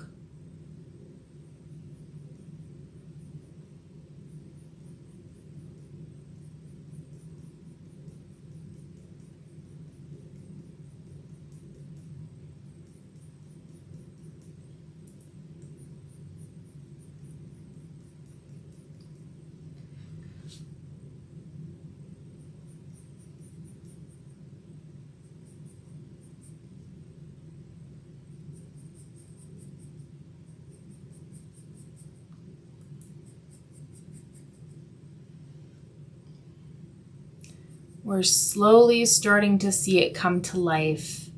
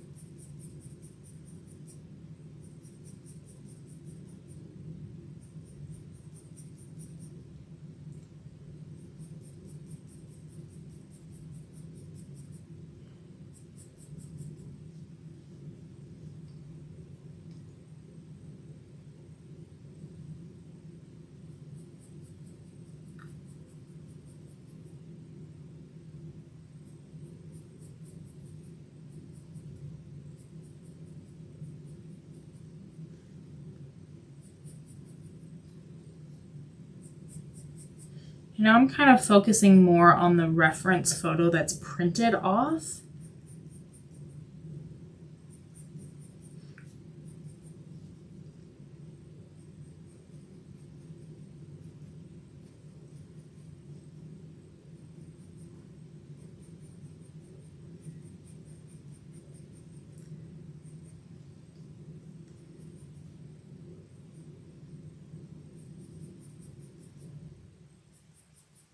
His pattern almost looks like a bug with huge eyes. And it's reaching down to his eyeballs.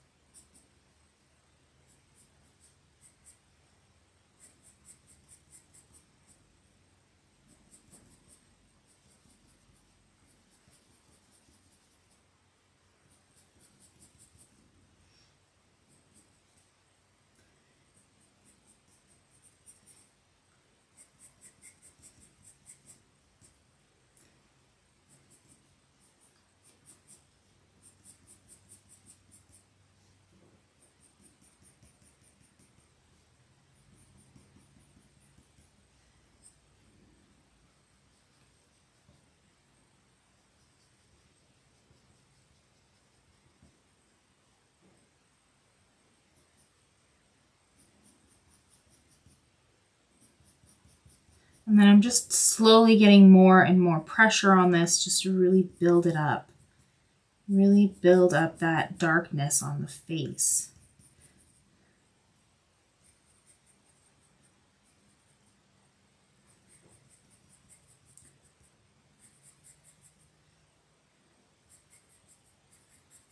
And I think that's pretty good. I think I might add a little bit more gray to some areas.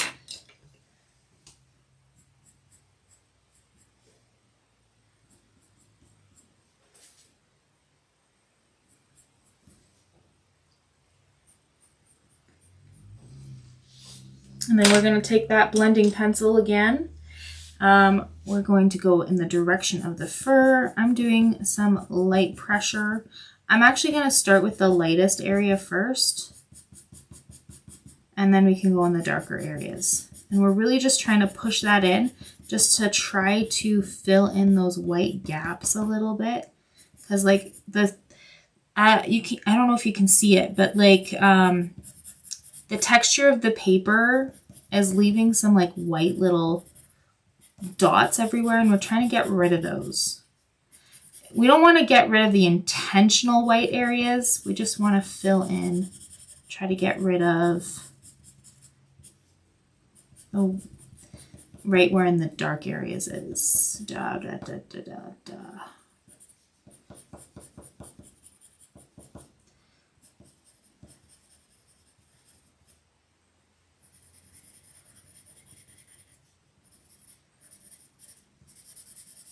And then I'm kind of doing more circular motions for the top part to have like a really soft texture for the fur that's just kind of sticking up a bit.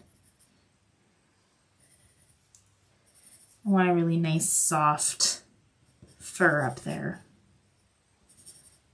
Make the cat look like it's something you want to hold and snuggle with.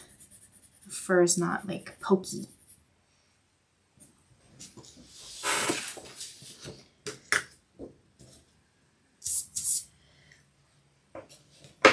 Okay, there are many different ways to add a few little highlights. One is using a white pencil.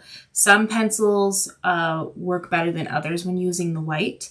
Using a gel pen, or with some pencils, not all pencils, you can use a electric eraser. I feel like I need to make this section a little bit darker. So I'm just going to add a little bit here around. And then make sure your electric eraser is clean. This only works with certain pencils. This works with the ones that I'm using. So we're gonna dab into the paper and pick it up, kind of drag it a little bit.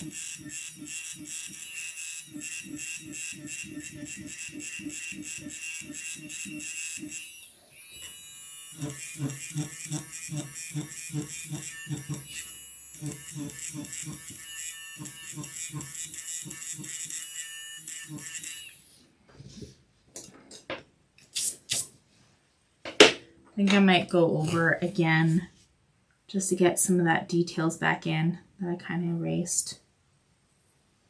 There's just a few little dark hairs that are poking through in here. So that works with some pencils, but not all pencils. Okay, there's a little bit of a lighter patch between that little pattern up there and the ears, but it's too light right now. So let's take a look to see what colors we should use for the undertone.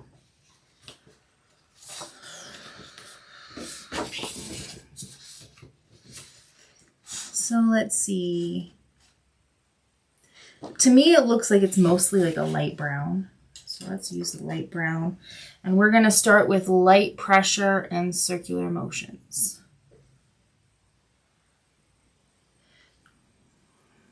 Light pressure, circular motions, holding the pencil at the end. Trying to use the side of the pencil. This helps with a nice smooth texture. I know this is fur. We don't need to really worry about the smooth texture, but it is a good habit to get into for other drawings.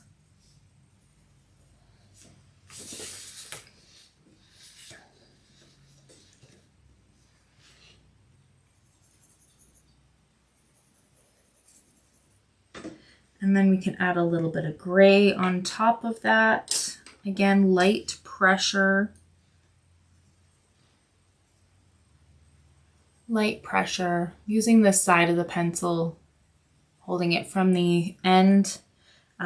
This helps with controlling the pressure a little bit and also helping you use the side of the pencil, all which helps with like a really nice smooth finish when you're ready to blend it in with the blending pencil or whatever. Okay, I think I also see a bit of skin tone in there too, so I'm going to add a little bit of that as well. I think I might use the darker skin tone that I have. So light pressure, circular motions, just right where you see that color.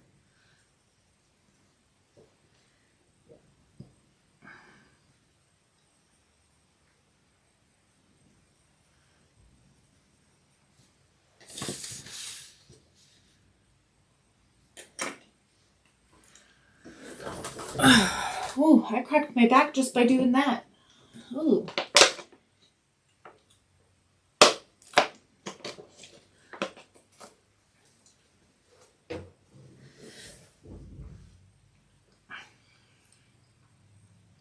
Okay, I'm going to turn off the strobe.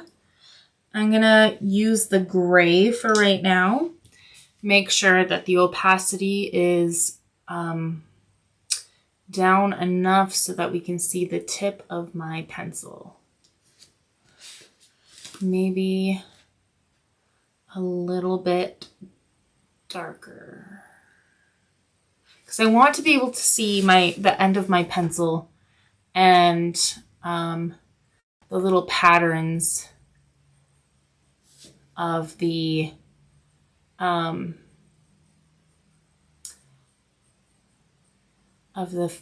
reference, not really much of my drawing. Okay, we can go back to strobe, turn up the opacity to its fullest. I'm going to add a little bit of green and red around the edges of those dark sections. Just doing individual strokes, picking up the pencil every time. As well as on the other side, I'm going to do a little bit of green there too.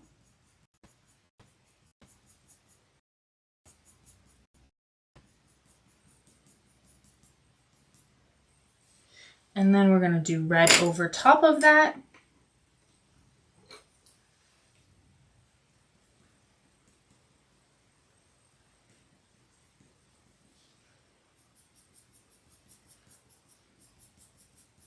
So the red and the green, the dark red and the dark green make like a brown, but it makes it in a way that's just makes it feel more alive than if you were to just use brown.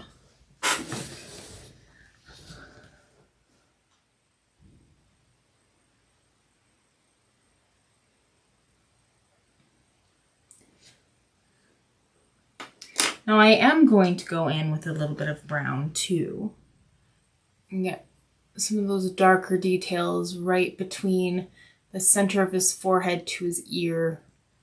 Just individual strokes, picking up the pencil every time you place it down.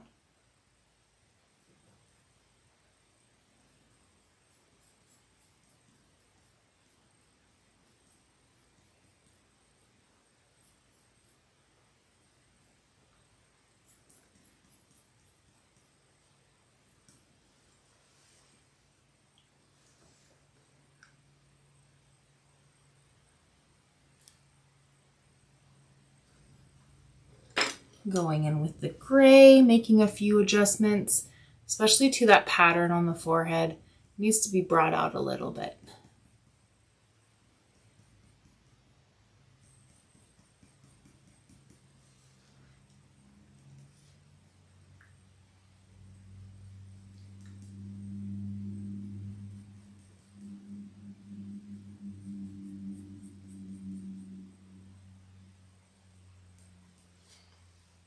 And then going in with the black.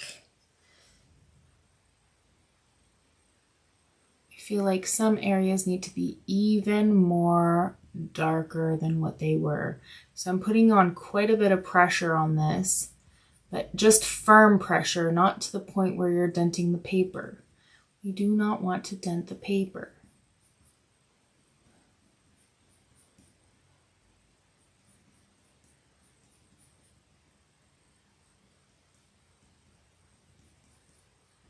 Just in those really, really dark sections. That's what I'm trying to fill in.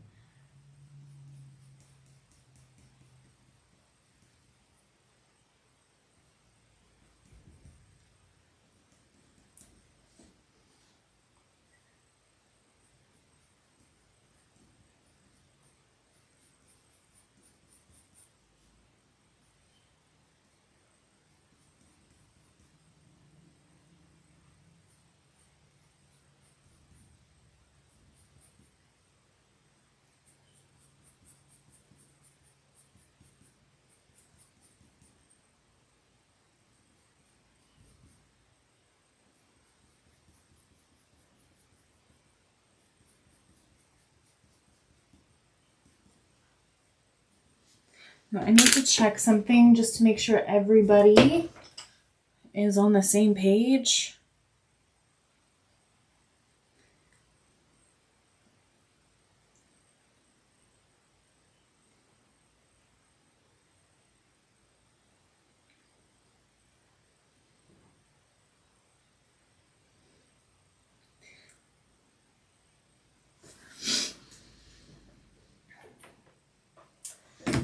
Seems like everybody's good, so it's all good.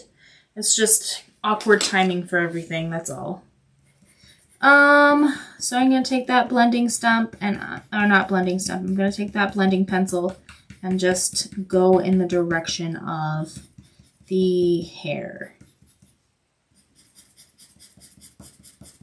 Picking up the pencil every time I do a stroke, going in the direction of the fur. So we're just softening up the lines, but keeping the texture and filling in the page all at once.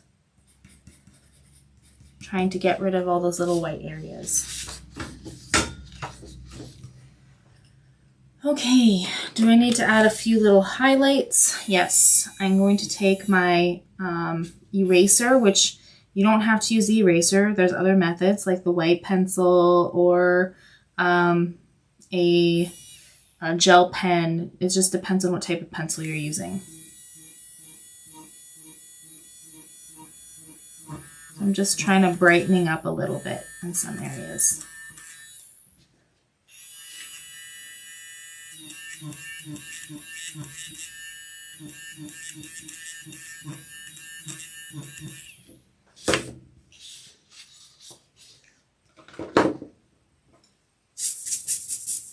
Got a little bit of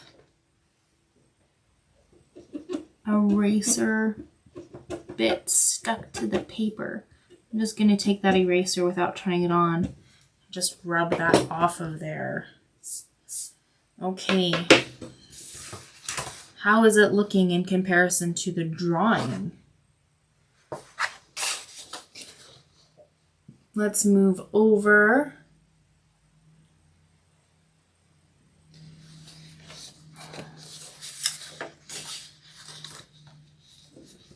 So in the lightest areas, which is just above the eye, we're gonna see what colors we see. And I kind of see mostly like a light yellow, very light yellow. No, I think I might use this one, change it up a bit. So light pressure and circular motions, and I'm just trying to fill in that in like general area. I'm not worried about just the light areas.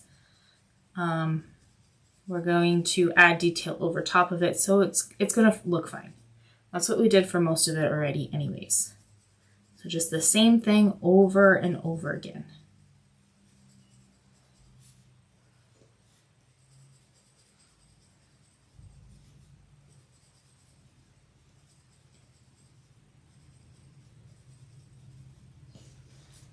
Okay, now for the next section, well, I thought there's a little bit of blue still, so we're gonna add a little bit of that blue in that section here.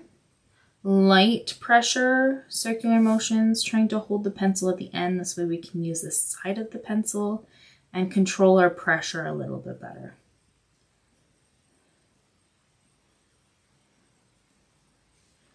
And then we're gonna go in with some skin tone, and it's just on the other side of that eyebrow, or whatever you want to call it. So just light pressure and circular motions, filling in all that area that we see that skin tone.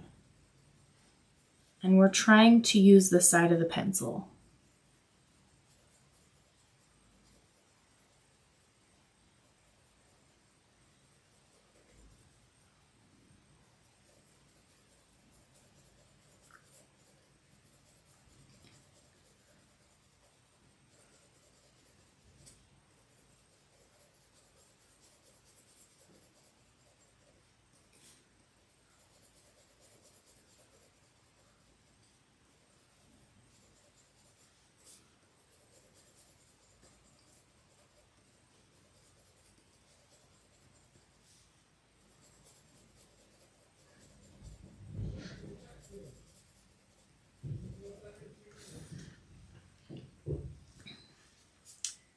And then there's a little bit of like a darker skin tone around the sides of the face. So we're going to add that.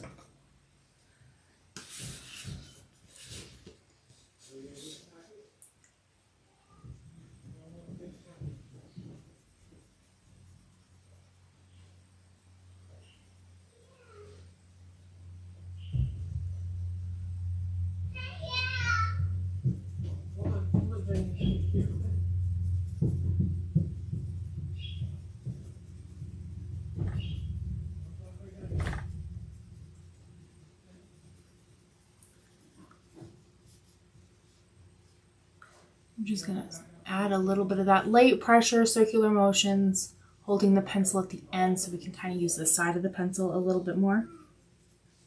Now I need to erase some of that graphite that's around the edge because it's just going to pop right through.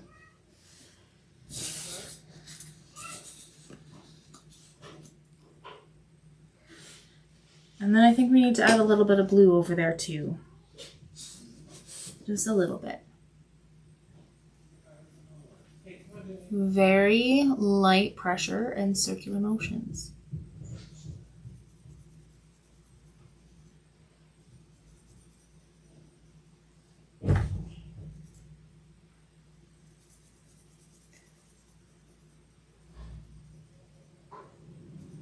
So I think the undertones, the light part of the fur is pretty good. I think I might add a little bit of gray on the further side. So I'm going to switch over to gray and just light pressure and circular motions.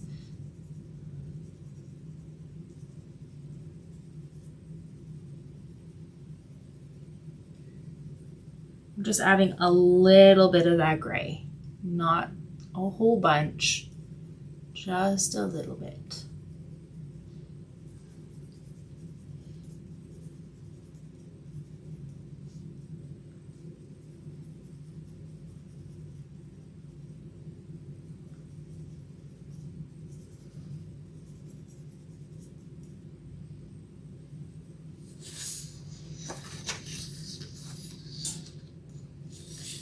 Okay, now I'm gonna turn off the strobe.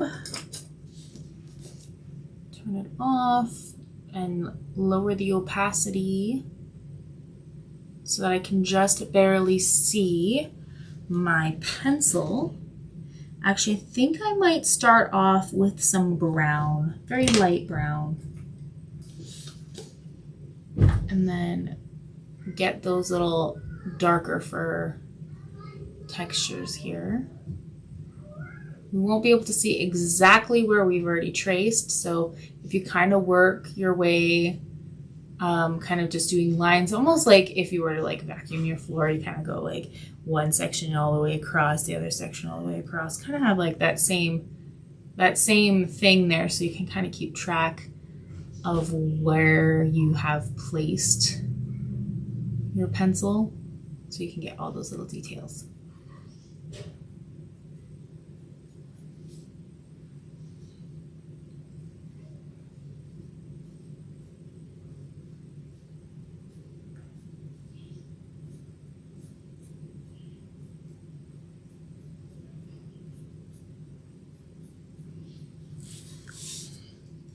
So that's a start. Now let's go in with the gray.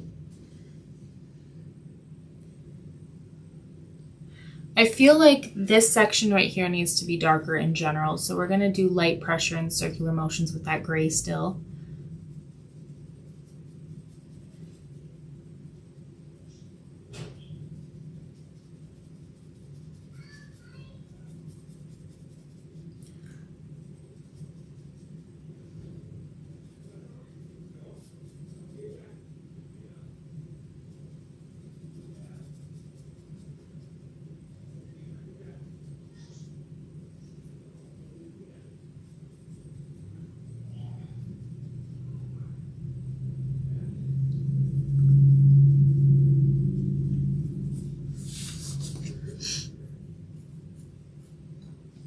And we're turning, well, let me see. I think we're gonna go in with that gray and get that really dark stripe that's going down.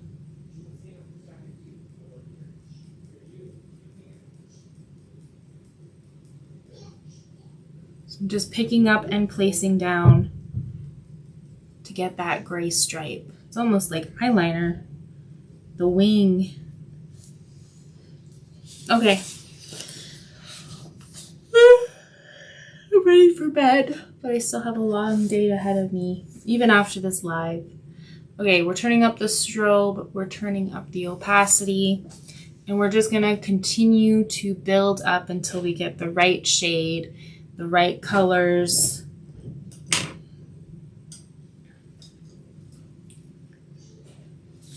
I'm gonna go in here with a little bit of brown, light pressure and circular motions. I'm just trying to darken this area of the fur, the face. And it's just slowly building it up, just slowly. And remember, it's worth it. It may take forever, but it's worth it. It's one thing that you get to practice when you're an artist is your patience. But sometimes my patience get used up so much with my art that I don't have a lot of patience for anything else.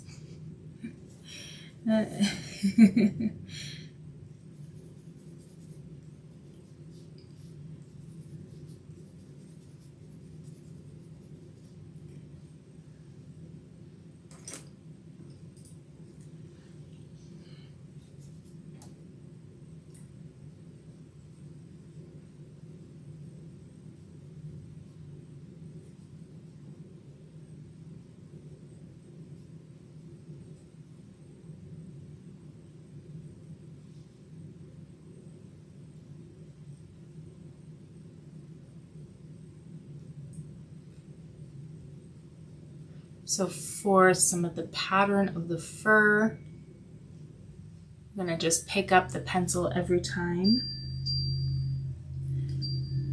Just give me a second. Okay, so just a quick thing. So if you want to try the app for free for an entire year, the promo codes are in the description for the iOS. And then if you have an Android, it is currently free with some ads for some features.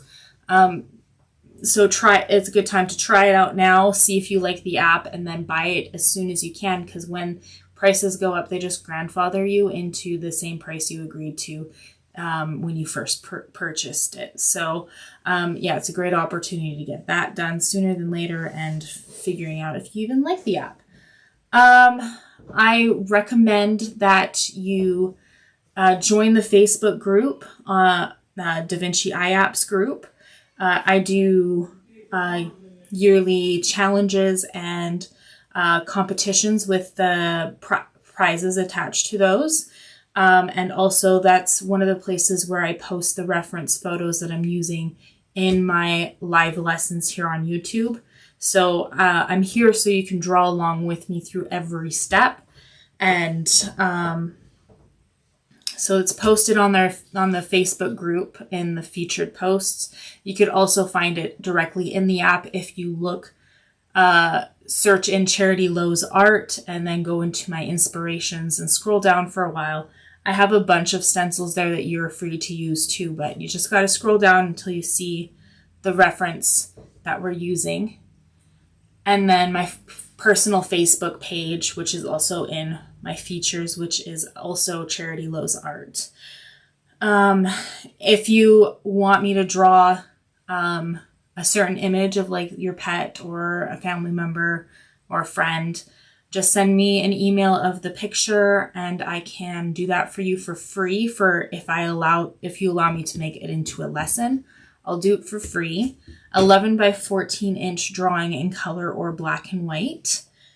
I will send you the finished piece. I can't guarantee exactly when it's going to be done, but you will get a free piece of artwork. And then also, if you want to try something other than pencil work, I've done a whole bunch of different things like stained glass painting, window painting, wood burning, quilling, and then I've used different mediums like soft pastel, acrylic paints, markers. And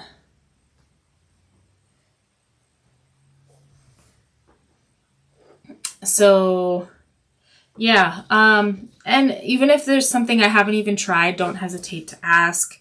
I will do different subjects as well if you want to do different subjects. Just send me an email. Just let me know, or drop a comment. I do see the comments on YouTube as well. And I think that's it. You guys have a wonderful day. Thanks for joining me, and I hope to see you next week.